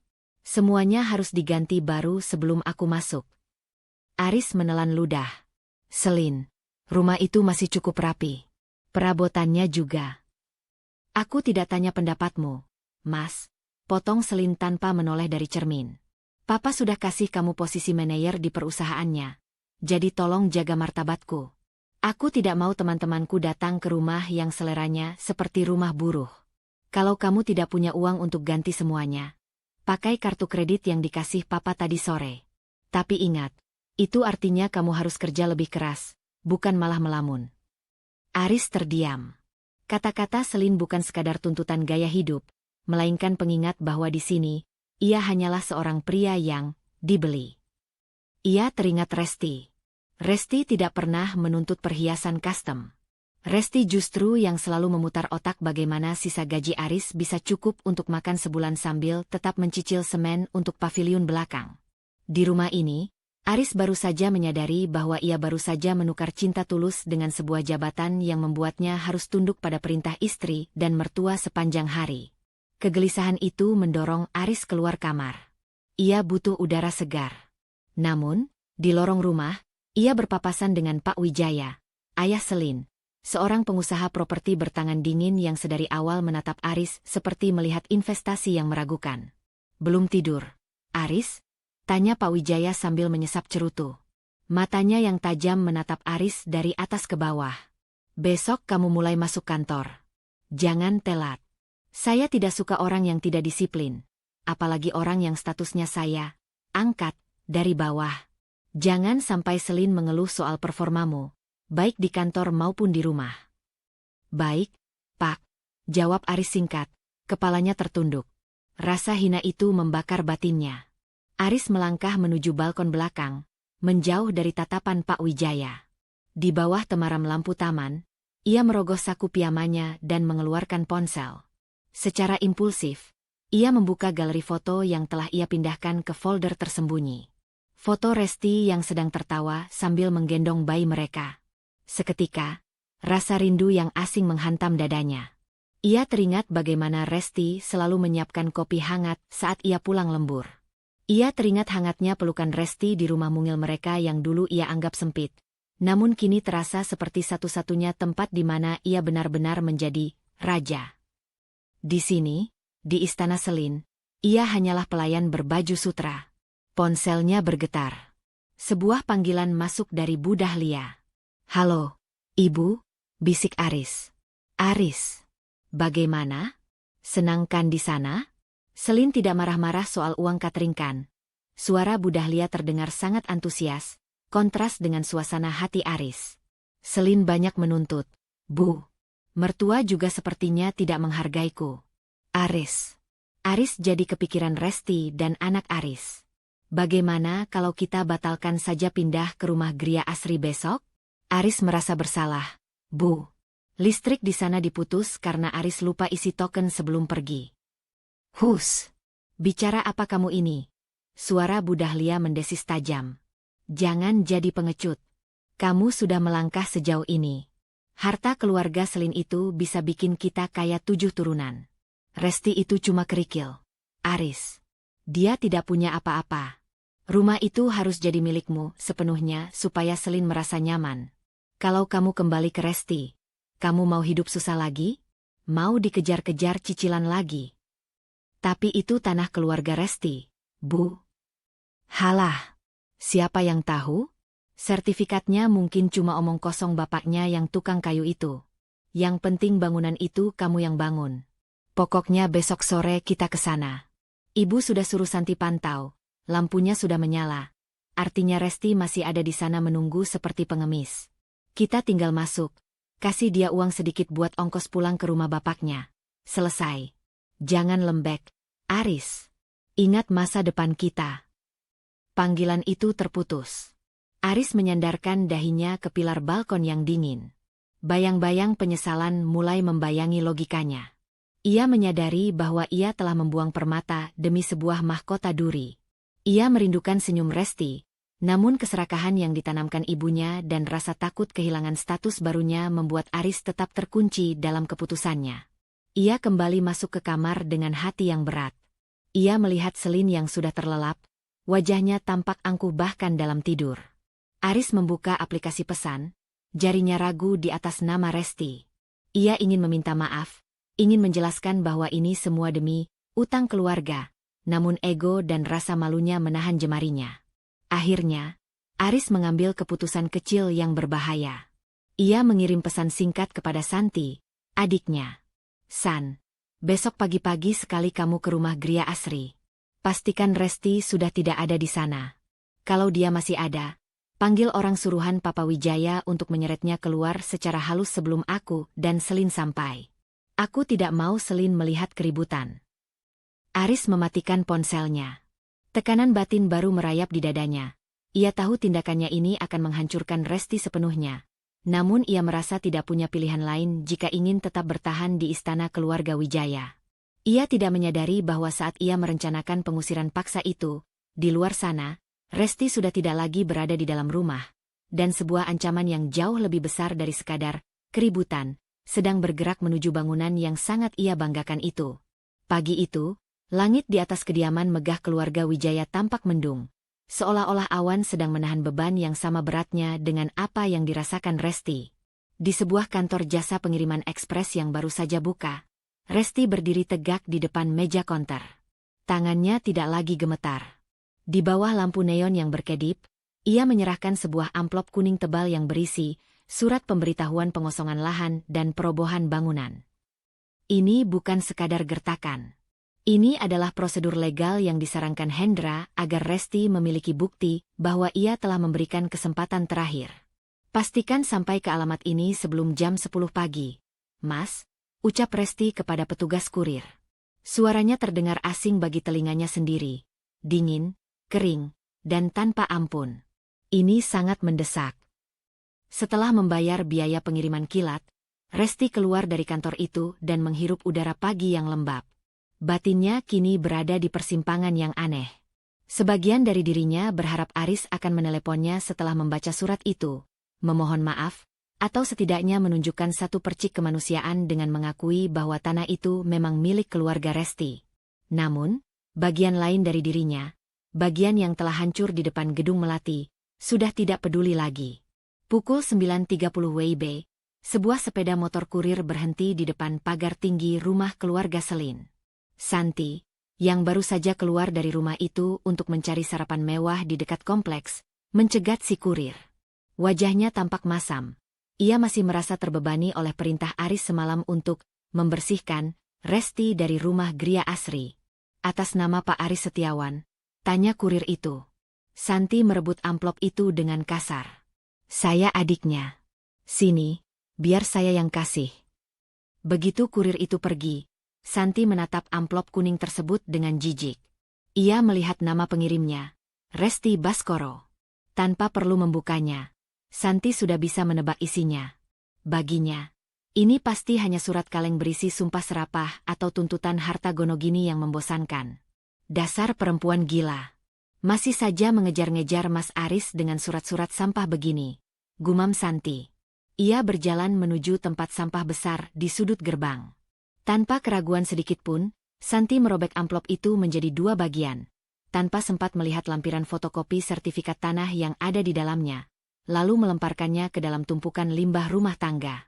Ia tidak ingin suasana hati Aris yang sudah kacau menjadi semakin buruk, yang nantinya bisa berdampak pada jatah uang sakunya dari kakak ipar barunya yang kaya. Bagi Santi, masalah Resti adalah masalah kecil yang akan selesai begitu mereka mengusir perempuan itu secara fisik sore nanti. Sementara itu, di sebuah kedai kopi kecil tak jauh dari kompleks Gria Asri, Resti duduk menatap layar ponselnya. Ia memantau status pengiriman melalui aplikasi. Pukul 10.15. Paket telah diterima oleh penghuni rumah, Santi. Resti meletakkan ponselnya di meja dengan perlahan. Ia menunggu. 10 menit. 30 menit. 1 jam. Ponselnya tetap sunyi. Tidak ada panggilan masuk, tidak ada pesan balasan, tidak ada tanda-tanda kepanikan dari pihak Aris. Di dalam benak Resti, diamnya Aris adalah sebuah pernyataan perang yang mutlak. Ia menganggap pengabaian ini sebagai tanda bahwa Aris tetap pada pendiriannya. Bahwa Aris merasa memiliki segalanya dan meremehkan ancaman Resti. Begitu sombongnya kamu, Mas, batin Resti. Bahkan surat peringatan terakhirku tidak berhak mendapatkan jawaban darimu? Kamu pikir kamu begitu kuat di balik tembok keluarga Wijaya, sehingga kamu merasa tidak perlu memedulikan hukum tanah yang kamu injak? Rasa kecewa yang tersisa di sudut hati Resti kini benar-benar mati, berganti dengan tekad baja yang membeku. Ia tidak tahu bahwa surat itu bahkan tidak pernah sampai ke tangan Aris. Namun, dalam permainan ego ini, ketidaktahuan adalah katalisator bagi bencana yang lebih besar. Resti berdiri, meninggalkan kopinya yang sudah dingin. Ia menelepon Hendra. Hen, waktunya sudah habis. Dia sudah menerima suratnya 1 jam yang lalu, tapi tidak ada respon. Dia menantangku, ujar Resti. Suaranya kini stabil seperti detak jam dinding. Kamu yakin, Res? Ini langkah besar. Sekali alat berat itu turun dari truk, warga akan mulai berkerumun. Suara Hendra terdengar berat di seberang sana. Lakukan, Hen. Sekarang. Aku sudah berada di dekat lokasi. Aku ingin semuanya selesai sebelum matahari terbenam. Resti berjalan kaki menuju rumahnya. Dari kejauhan, ia melihat sebuah truk laubay yang membawa ekskavator mulai memasuki gerbang perumahan Gria Asri. Suara mesin diesel yang menderu keras membelah kesunyian lingkungan yang biasanya tenang itu. Beberapa tetangga mulai keluar rumah, menatap heran pada alat berat yang tampak mengerikan itu. Resti berdiri di trotoar depan rumahnya. Ia melihat rumah yang selama 3 tahun ini ia sebut surga. Ia melihat jendela kamar bayinya. Ia melihat pintu yang dulu selalu ia buka dengan senyum setiap kali Aris pulang. Tiba-tiba, rasa ragu yang hebat menyerang batinnya. Ini adalah rumah tempat anaknya lahir. Ini adalah hasil keringat yang ia tahu Aris kumpulkan dengan susah payah, meski akhirnya Aris mengkhianatinya. Menghancurkan rumah ini berarti menghancurkan bukti fisik dari sejarah hidupnya sendiri. Namun, di saat keraguan itu memuncak, sebuah pesan masuk di ponselnya. Bukan dari Aris, tapi dari nomor tidak dikenal. Resti, aku Selin. Berhenti mengirim surat-surat sampah ke rumah orang tuaku. Aris sudah bercerita semuanya tentang betapa serakahnya kamu. Sore ini kami akan ke sana, dan aku tidak mau melihat barang-barang murahmu masih ada di rumah itu. Sadarlah, kamu sudah kalah. Resti menutup matanya rapat-rapat. Pesan dari Selin adalah bensin yang mengguyur api di dadanya. Aris ternyata telah memfitnahnya di depan istri barunya. Aris telah mengubah narasi, menjadikannya pihak yang serakah. Resti menoleh ke arah operator ekskavator yang sedang menunggu instruksinya. Dengan gerakan tangan yang mantap, Resti menunjuk ke arah pilar utama rumah itu. Mulai. Perintah Resti singkat. Gigi-gigi baja ekskavator itu mulai terangkat, berkilau di bawah mendung yang semakin pekat. Tekanan batin baru kini menghantam Resti saat suara hantaman pertama mengenai tembok ruang tamunya. Suara beton yang retak terdengar seperti tulang yang patah. Ia baru saja melakukan keputusan paling berisiko dalam hidupnya, merobohkan harta suaminya tanpa izin pengadilan, sebuah tindakan yang bisa membuatnya kehilangan hak asuh anak jika Aris menggunakan jalur hukum untuk membalasnya sebagai ibu yang tidak stabil. Namun, saat debu pertama mulai berterbangan, Resti hanya menatap lurus ke depan. Ia tidak akan lari. Ia akan menunggu di sana, di atas reruntuhan itu, sampai Aris datang sore nanti untuk melihat bahwa istana kebohongannya telah kembali menjadi tanah. Debu semen mulai membubung tinggi, menyatu dengan udara lembab yang menyesakkan dada. Resti berdiri hanya beberapa meter dari jangkauan ayunan besi ekskavator. Kakinya tertanam kuat di aspal yang mulai bergetar. Setiap dentuman baja yang menghantam tembok ruang tamu terdengar seperti guntur yang membelah kesunyian perumahan Gria Asri. Di dalam kepalanya, suara beton yang retak adalah simfoni pembebasan, meski hatinya masih terasa seperti diremas oleh tangan yang tak terlihat. Warga mulai berkerumun. Ibu-ibu yang tadinya sedang berbelanja di tukang sayur keliling berhenti mematung. Bapak-bapak yang sedang memanaskan mobil keluar dari garasi dengan wajah penuh tanya. Mereka mengenal Resti sebagai istri yang pendiam, istri yang selalu menunduk saat berjalan. Melihatnya berdiri di sana, memimpin penghancuran rumahnya sendiri, adalah pemandangan yang tak masuk akal. Res, berhenti dulu. Hendra mendekat, suaranya harus bersaing dengan deru mesin. Ia tampak cemas, matanya terus memantau arah gerbang kompleks. Mobil hitam, itu sepertinya mereka. Resti menoleh. Sebuah iring-iringan 3 mobil mewah masuk ke jalan mawar tempat rumah itu berdiri. Di depan, sebuah sedan mewah berwarna putih yang dihiasi pita bunga, mobil pengantin, melambat, lalu berhenti mendadak saat pengemudinya melihat alat berat raksasa sedang membedah atap rumah yang seharusnya menjadi tempat syukuran sore itu. Aris keluar dari mobil dengan wajah yang memerah padam. Di belakangnya, Selin turun dengan gaun pesta yang anggun namun kini wajahnya tampak pucat pasi melihat pemandangan di depannya. Tak ketinggalan, Bu Dahlia keluar dari mobil kedua, menjerit histeris seolah-olah dialah yang sedang dipukuli. Resti, apa-apaan ini? Aris berlari mendekat, namun diadang oleh Hendra dan 2 operator lapangan lainnya. Hentikan. Itu rumahku. Aku yang bayar setiap sen untuk membangunnya. Kamu sudah gila, ya? Resti tidak bergeming. Ia merogoh tasnya dan mengeluarkan map coklat yang kini sudah lecek di pinggirannya. Dengan gerakan lambat namun pasti, ia mengangkat tinggi setinggi sebuah dokumen hijau bermaterai. Rumahmu, Mas? Suara Resti menggelegar, membelah keributan. Kamu mungkin bayar semennya. Kamu mungkin bayar tukangnya. Tapi tanah ini milik ibuku. Dan aku, sebagai pemilik tunggal lahan ini, tidak pernah memberimu izin untuk membangun istana perselingkuhan di atas tanah suci keluargaku. Bu Dahlia merangsek maju, mencoba menjambak Resti, namun beberapa ibu-ibu tetangga yang selama ini bersimpati pada Resti menahan wanita tua itu. Kamu jahat, Resti. Itu uang anakku. Jutaan rupiah tertanam di sana, teriak Bu Dahlia. Uang anakmu yang seharusnya untuk susu anaknya. Bu, balas Resti tajam. Ia menoleh pada Aris yang kini berdiri terpaku, menatap sertifikat di tangan Resti dengan mata yang seolah tidak percaya. Selin, ini suamimu. Resti beralih menatap istri baru Aris yang berdiri gemetar di samping sedan putih. Selamat datang di rumah barumu. Sayangnya, aku tidak menyediakan pintu untuk kalian masuk. Resti berbalik menghadap operator ekskavator. Matanya yang merah bukan lagi karena air mata kesedihan, melainkan karena amarah yang telah membeku menjadi tekad. Hancurkan paviliun belakang. Habiskan semuanya sampai rata, perintah Resti. Brak!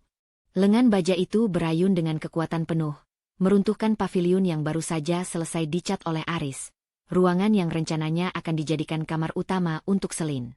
Suara jeritan Bu Dahlia dan makian Aris tenggelam dalam gemuruh runtuhnya bangunan. Di tengah kekacauan itu, batin Resti mengalami pergolakan yang mengerikan. Ia melihat wajah Aris yang hancur, bukan karena cinta yang hilang, tapi karena harga dirinya sebagai pria sukses, baru saja diratakan dengan tanah di depan mata istri barunya dan seluruh tetangga. Ada secercah rasa puas yang gelap dalam diri Resti, namun diikuti oleh rasa takut yang luar biasa. Ia sadar, setelah ini, Aris tidak akan tinggal diam. Pria itu punya dukungan finansial dari keluarga Selin untuk menyeretnya ke jalur hukum yang paling melelahkan. Selin, yang tampaknya mulai menyadari posisi Aris yang tidak memiliki landasan hukum kuat atas tanah itu, mulai berteriak pada Aris. Kamu bilang ini rumahmu, Mas? Kamu bilang kamu pengusaha sukses. Ternyata kamu cuma menumpang di tanah istrimu. Kamu memalukan. Pertengkaran hebat meledak di antara pasangan pengantin baru itu di tengah jalan, menjadi tontonan warga. Aris mencoba menenangkan Selin, namun tangannya ditepis kasar. Bu Dahlia jatuh pingsan di aspal, entah sungguhan atau hanya sandiwara untuk menarik simpati. Resti memalingkan wajah. Ia merasa mual melihat drama keluarga yang dulu sangat ia puja itu. Ia menatap puing-puing rumahnya yang kini berserakan. Kenangan tentang malam-malam ia menunggu Aris pulang. Kenangan saat ia pertama kali membawa bayinya masuk ke rumah ini, kini terkubur di bawah bongkahan beton. Cukup, Hen.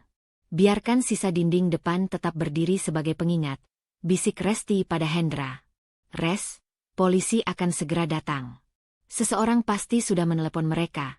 Hendra memperingatkan sambil menatap sirene yang terdengar dari kejauhan. Resti menarik napas panjang. Ia tahu saat ini ia menang secara moral dan batin. Namun secara hukum, badai baru-baru saja dimulai. Ia telah menghancurkan aset senilai ratusan juta rupiah milik suaminya. Saat mobil polisi mulai memasuki kompleks, Aris menunjuk-nunjuk Resti dengan telunjuk yang gemetar. Kamu akan membusuk di penjara. Resti, aku akan pastikan kamu kehilangan hak asuh anak kita karena kamu sudah gila. Ancaman Aris tentang hak asuh anak membuat jantung Resti mencelos. Itu adalah satu-satunya kelemahan yang tersisa. Dalam kepanikan yang mulai merayap, Resti mengambil sebuah keputusan kecil namun sangat berisiko. Ia tidak akan menyerahkan diri di sana. Hen, bawa aku pergi lewat jalan belakang. Sekarang, bisik Resti. Resti menyelinap di antara kerumunan warga saat polisi mulai turun dari mobil. Ia membawa sertifikat itu bersamanya. Namun ia sadar bahwa mulai detik ini, ia adalah seorang pelarian. Ia baru saja meruntuhkan rumahnya. Dan kini, ia mungkin baru saja meruntuhkan jembatan menuju masa depan anaknya. Debu semen yang beterbangan mulai mengendap, menyelimuti permukaan aspal dengan lapisan abu-abu tipis. Ekskavator itu berhenti menderu, menyisakan keheningan yang lebih mengerikan daripada suara benturan beton tadi. Di tengah puing-puing yang masih mengepulkan sisa panas, Resti berdiri. Ia tidak melarikan diri lewat jalan belakang seperti yang sempat ia pikirkan. Seberkas kekuatan aneh menahan kakinya. Ia menyadari bahwa lari hanya akan membenarkan tuduhan bahwa ia adalah pihak yang bersalah. Ia ingin melihat kehancuran itu dengan mata kepalanya sendiri. Kehancuran ego seorang pria yang telah menghancurkan hidupnya. Aris menerobos kerumunan warga dengan langkah sempoyongan. Jas pengantinnya yang mahal kini terkena noda debu. Ia berhenti tepat di depan gundukan beton yang dulunya adalah ruang tamu tempat ia sering duduk memerintah Resti. Mulutnya menganga. Matanya membelalak menatap besi-besi baja yang meliuk keluar dari reruntuhan. Rumahku. Suara Aris parau, nyaris seperti rintihan binatang terluka. Resti, kamu benar-benar iblis. Ini semua hasil kerjaku. Setiap sen yang aku kumpulkan dari lembur. Setiap hutang yang aku ambil atas namaku, kamu meratakannya dalam sekejap. Aris berbalik, mencoba menerjang Resti, namun Hendra dengan sigap berdiri di depan Resti sebagai perisai manusia. Warga yang menonton mulai berbisik-bisik, beberapa merekam kejadian itu dengan ponsel mereka. Mas Aris, berhenti. Sebuah suara melengking menghentikan gerakan Aris. Selin Clarissa melangkah maju. Gaunnya yang indah tampak sangat kontras dengan latar belakang puing-puing yang kotor. Wajahnya yang semula angkuh kini dipenuhi oleh kemarahan yang berbeda. Kemarahan seseorang yang merasa telah ditipu mentah-mentah. Di belakangnya, Bu Dahlia yang tadi sempat pingsan, kini berdiri dengan bantuan Santi. Wajahnya pucat pasi melihat investasi masa depannya sudah menjadi rongsokan. Jadi ini rumah yang kamu bangga-banggakan itu? Selin menunjuk ke arah reruntuhan dengan jari gemetar. Ini rumah, mewah, yang kamu bilang milikmu sendiri? Ternyata istrimu sendiri yang menghancurkannya karena kamu tidak punya hak atas tanah ini. Selin, dengar dulu, ini cuma salah paham. Resti itu gila.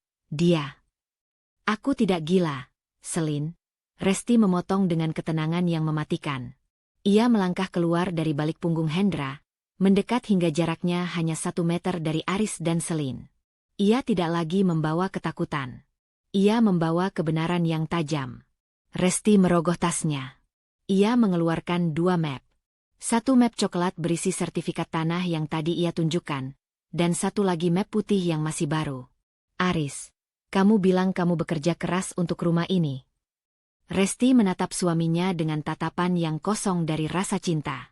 Kamu bekerja keras membangun tembok, tapi kamu lupa membangun kejujuran. Kamu membiarkan aku dan anakmu hidup tanpa listrik, membiarkan kami kelaparan, sementara kamu menggunakan sisa tabungan kita untuk membayar DP catering mewah Selin. Apakah itu yang kamu sebut hasil jerih payah? Resti melemparkan map putih itu ke arah dada Aris. Map itu jatuh ke tanah, terbuka, menampakkan draft gugatan cerai dan lampiran foto-foto yang ia dapatkan dari tablet tua Aris. Foto-foto Aris yang sedang bermesraan dengan Selin saat Resti masih berjuang dengan luka pasca persalinan.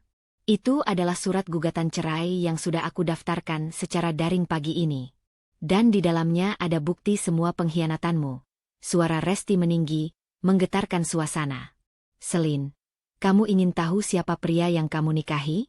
Dia pria yang membiarkan darah dagingnya sendiri demam tanpa obat demi membelikanmu cincin kawin baru. Dia pria yang membangun istana di atas tanah yang bukan miliknya, lalu berbohong padamu bahwa dia adalah pengusaha sukses. Selin memungut lembaran foto tersebut.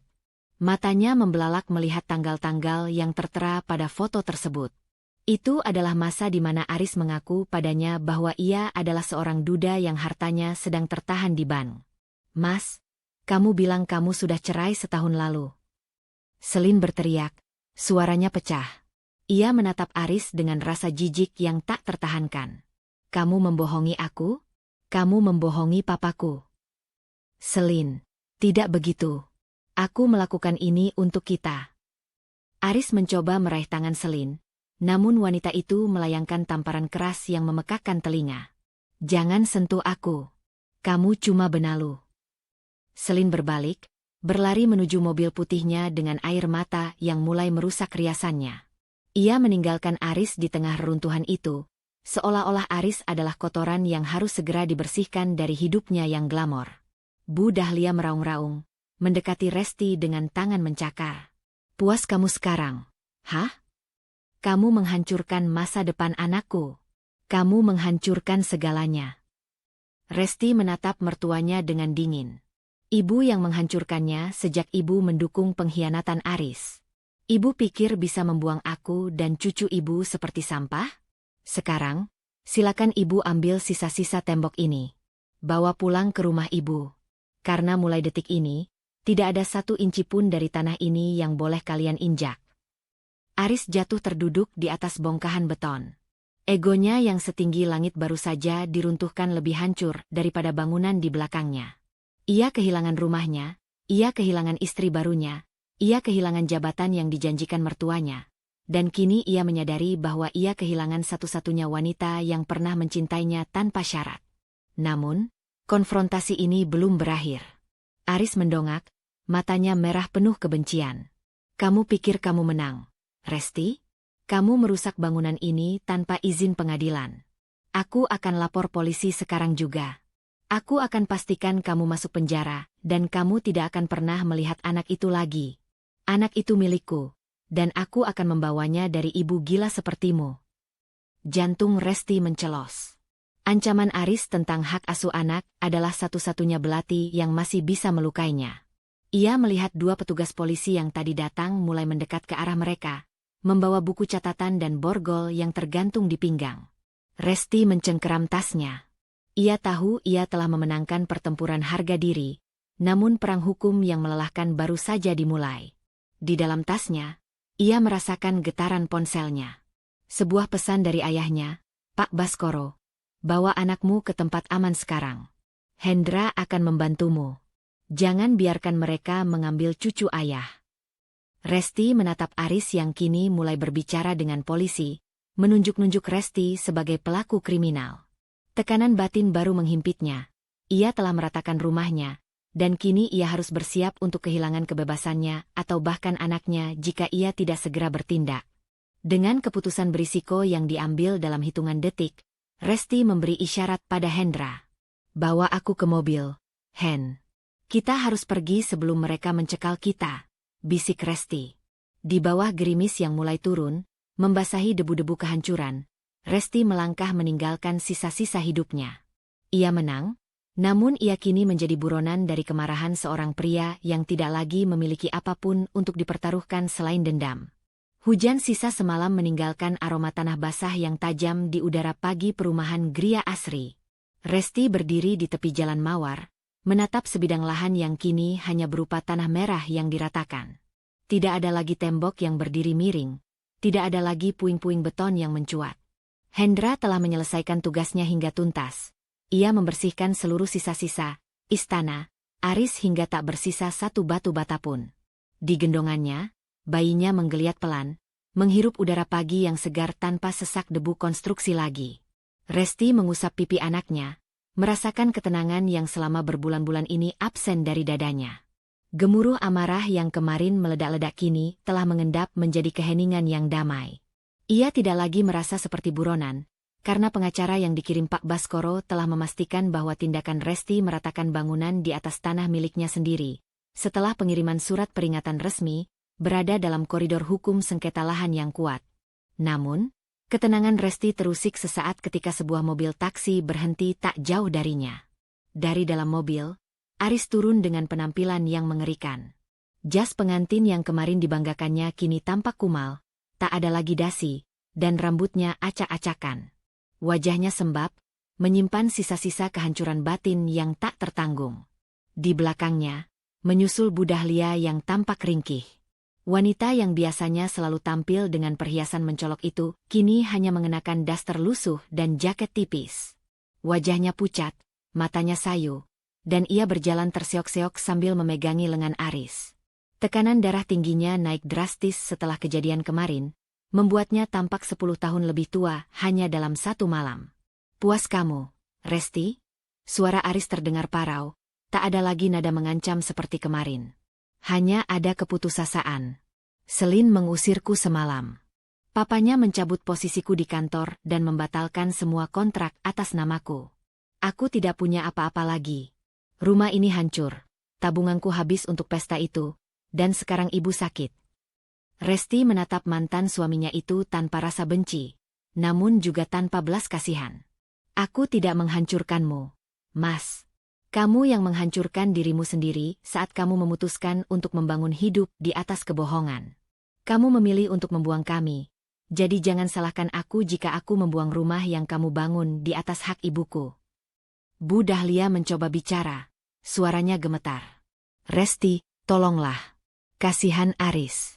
Setidaknya biarkan kami tinggal di kontrakan kecil atau berikan sedikit uang dari penjualan material bangunan ini.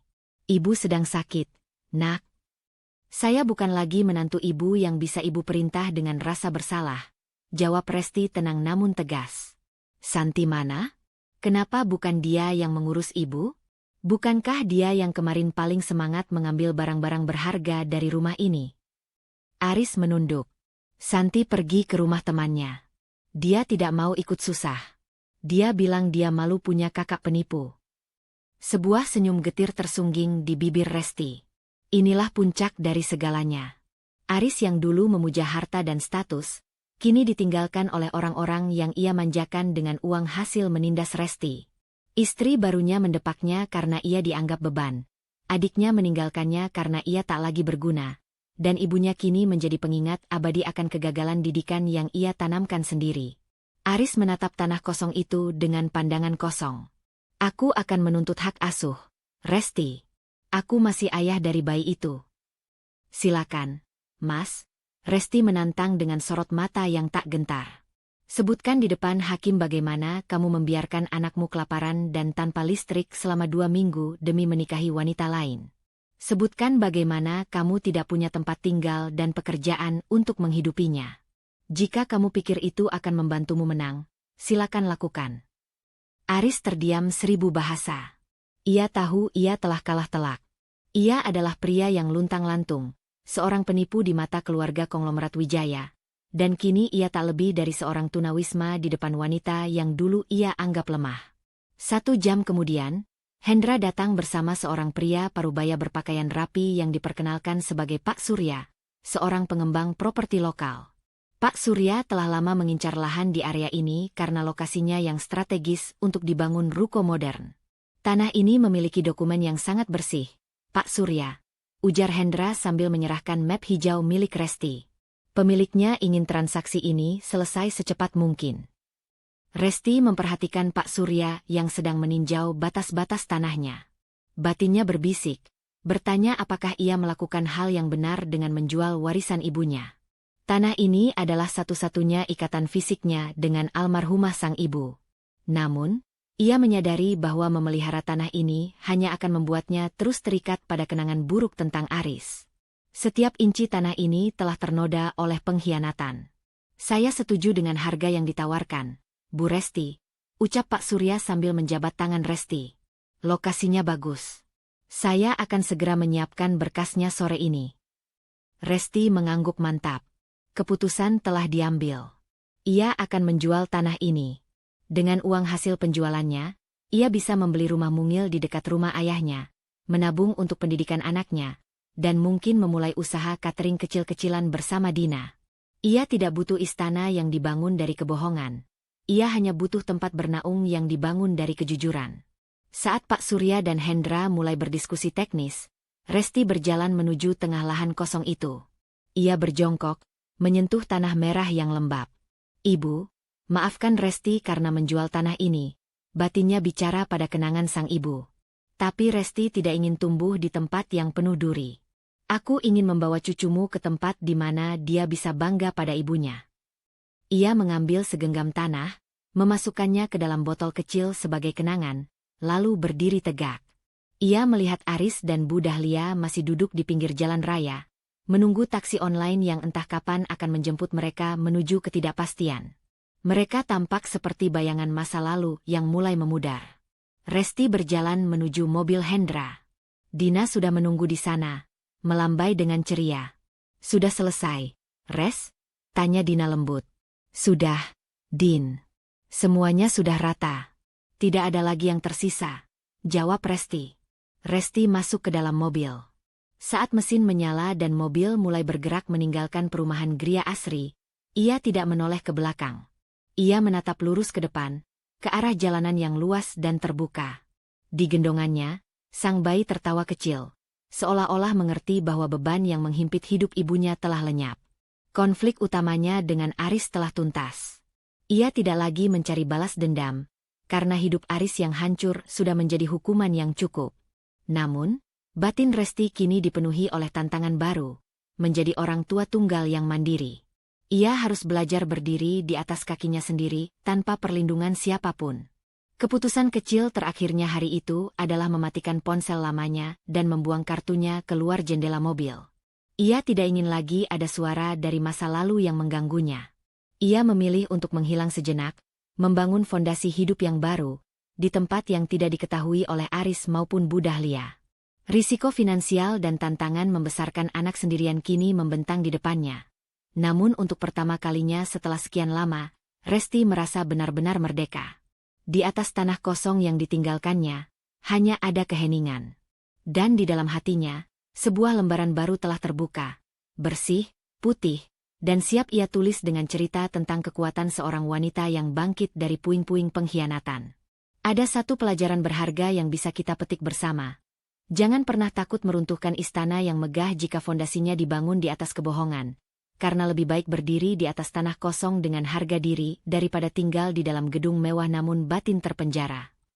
Ketangguhan sejati bukanlah tentang seberapa banyak kita bisa bersabar dalam penderitaan, melainkan tentang keberanian untuk berkata, cukup, dan mengambil kembali hak yang menjadi milik kita.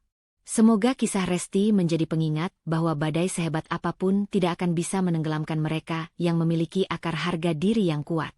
Terima kasih telah setia mengikuti drama bersambung ini hingga lembar terakhir. Tetaplah menjadi pribadi yang berani berdiri tegak di atas kebenaran.